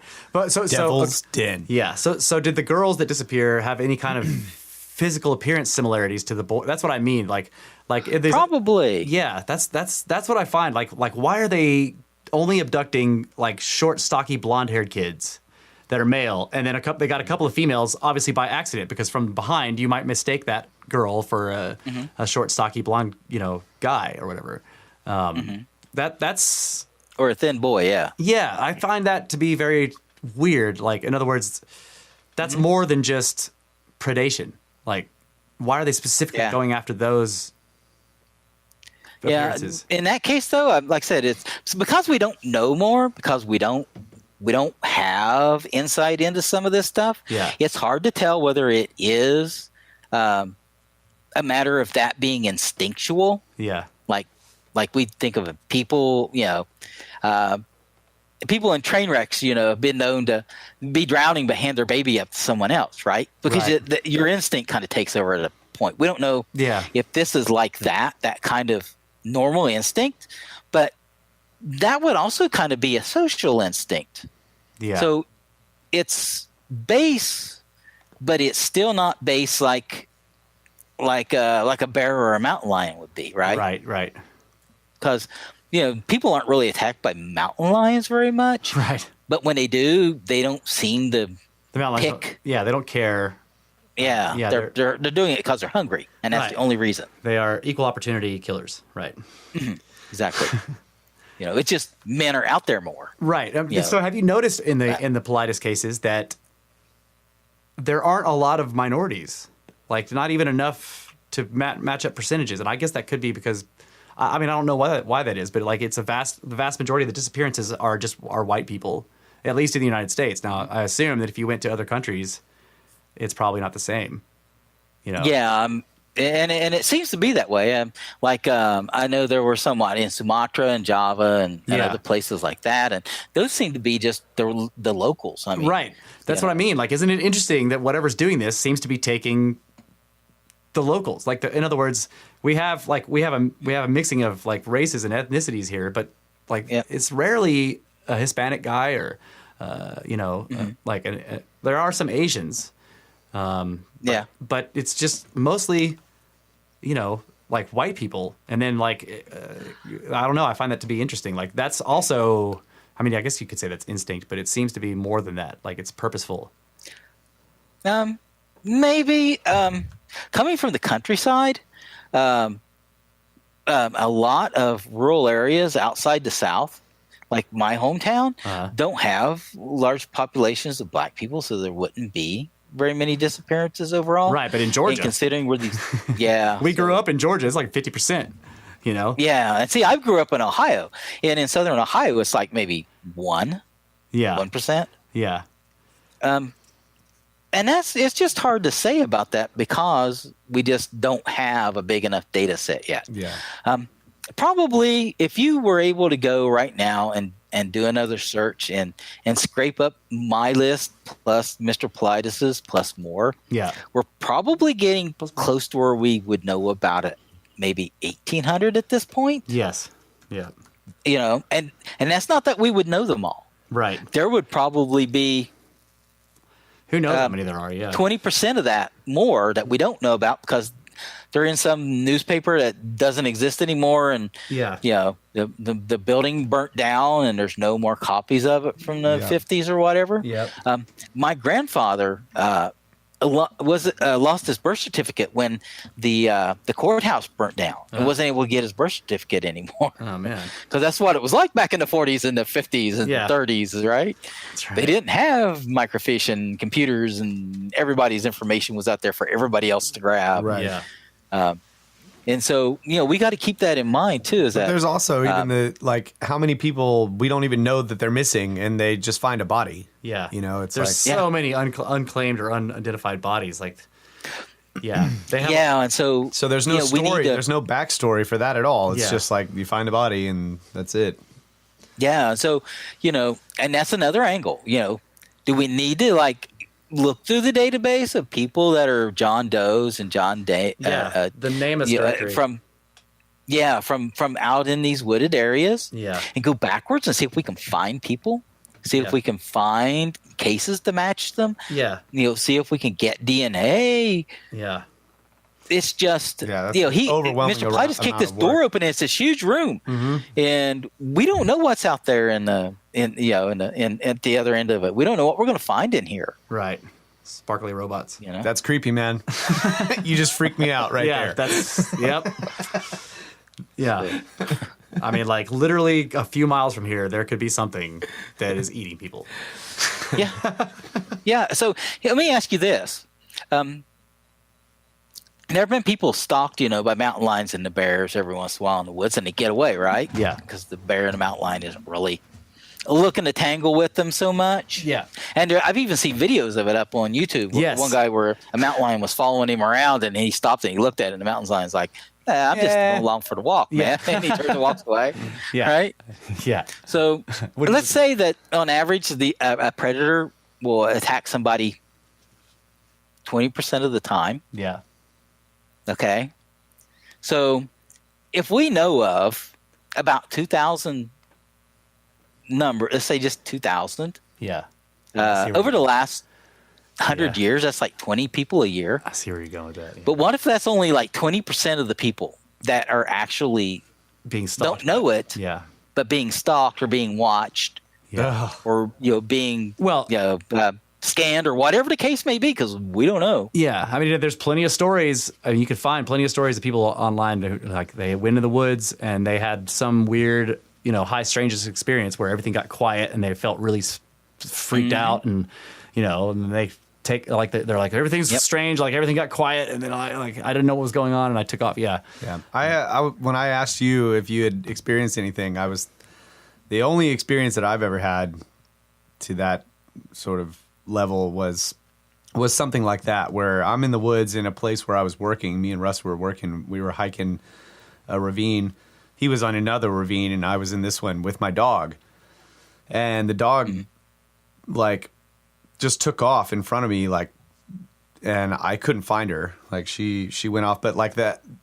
After she left, I felt the sensation that something was following me, or something. Just had that weird feeling of being followed or being watched or whatever, and I just booked it, got out of there. I remember that. You were telling me about it over the radio. Yeah, we had radios, and I was just like, whoa. Yeah, you were like, hey, can you shout for me? And I shouted. He was like, okay, you're not over there. Yeah. Shit.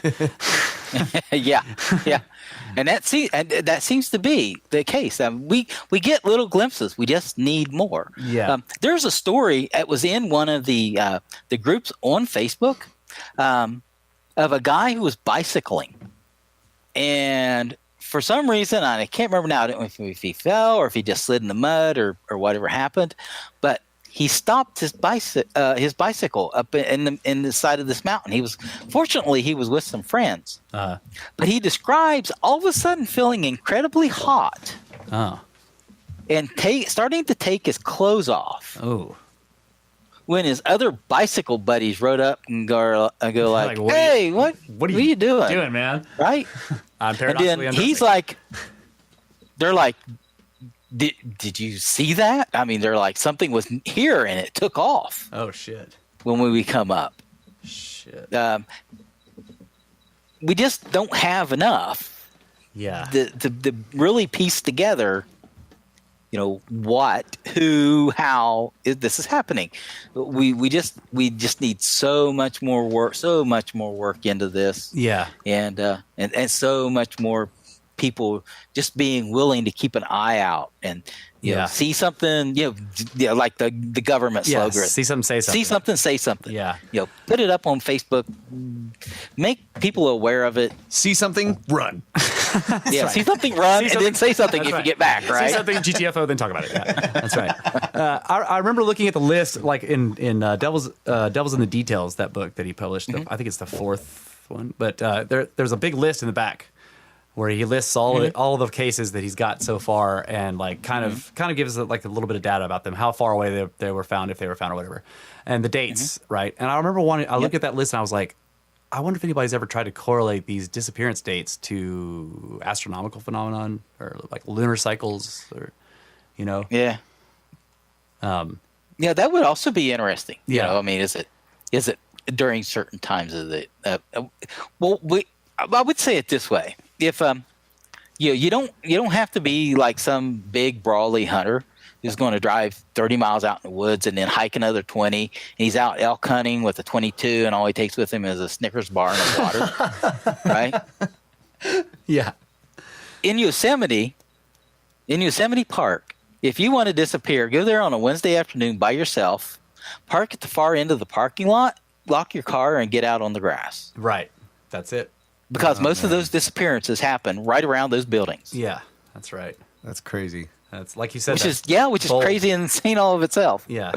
Bold, like you said. Whatever's doing it, it's bold. Just go to the suburbs of LA and just stand there for a minute. Yeah, well. Different kind of distance. Yeah, that's a drive-by. We know what that is. So. Oh man, this has been great. Yeah. This is we're well over 2 hours though, so this is Oh yeah. Yeah, but this has been a fascinating, excellent conversation. Seriously. Oh, thank you very much. I have had a blast. Like I said, I did that interview with him with Soraya, and because of technical issues, we really didn't get to go everywhere that I wanted to go. Yeah, and I appreciate being able to get some of this stuff off my chest. Hey, man, that's why I put that map together last winter, because we just need to get people involved. Yeah. I'd actually like. I think that there's much more, like you were saying, there's stuff we didn't go over. So I would be willing to have you on again at some point, maybe another month or two or whatever. We get you back on here and keep going, because like this, I think this subject is extremely important. I mean, people are disappearing, and something is doing it. So I would be totally willing to have you back on here again to keep talking about this, to keep coming up with ideas and stuff. So we'll talk about that in email and see what we're gonna do. Yeah, that would be great. Give a plug for your site, books, your Facebook site, your books, so, whatever you want, man. Go for it. All right. So on Facebook, all you do is you can just go search. You don't have, not my personal site, just Tom Spriggs. My last name is spelled Spriggs. I have a public page there on which I just put books. I just put that map. I just put stuff relating to the work that I'm doing, so you don't have to worry about running into anything else on it. The book, just go to Amazon.com, look up Into Nowhere. Yeah. And it will pop up as one of the first ones. I keep the price down. I only charge like $7.99 for it. Yeah, so it's very reasonable, yeah. And like I said, it's just because I want to get it out. I want people to read it, and I want them to know. Yeah. So. Cool. You have a print version and the Kindle version, right? The print version they rejected, and I need to work on it. But I was working on that other book and the map, and I haven't had a chance to fix it yet. That's coming soon. That's though, right. I remember you saying cool. something about it. Was something about all the graphics you have in there. Is that what it was? Yeah. Well, no, they for some reason something got messed up in the pagination on it. Oh, okay. And I think that's what they really got me for, more than the maps itself. Yeah. Yeah. So. All right, folks, we'll go. If you read the book on Amazon, write a great review for him and a review about why somebody else is an idiot for saying he's just stealing from Politis. That's That's what I was going to say. There you go. Give him a good review, folks. Yeah. It's been a pleasure. Yeah, it has been a pleasure, man. Thank you, gentlemen. I appreciate it greatly. And you have a good evening. You too. All right, have a you good too. night. Thanks a lot. Bye. Bye. All right, folks. that's it for this episode of Brothers of the Serpent podcast. We thank you for listening. That was Thomas Spriggs. His book, Nonstop. Into Nowhere.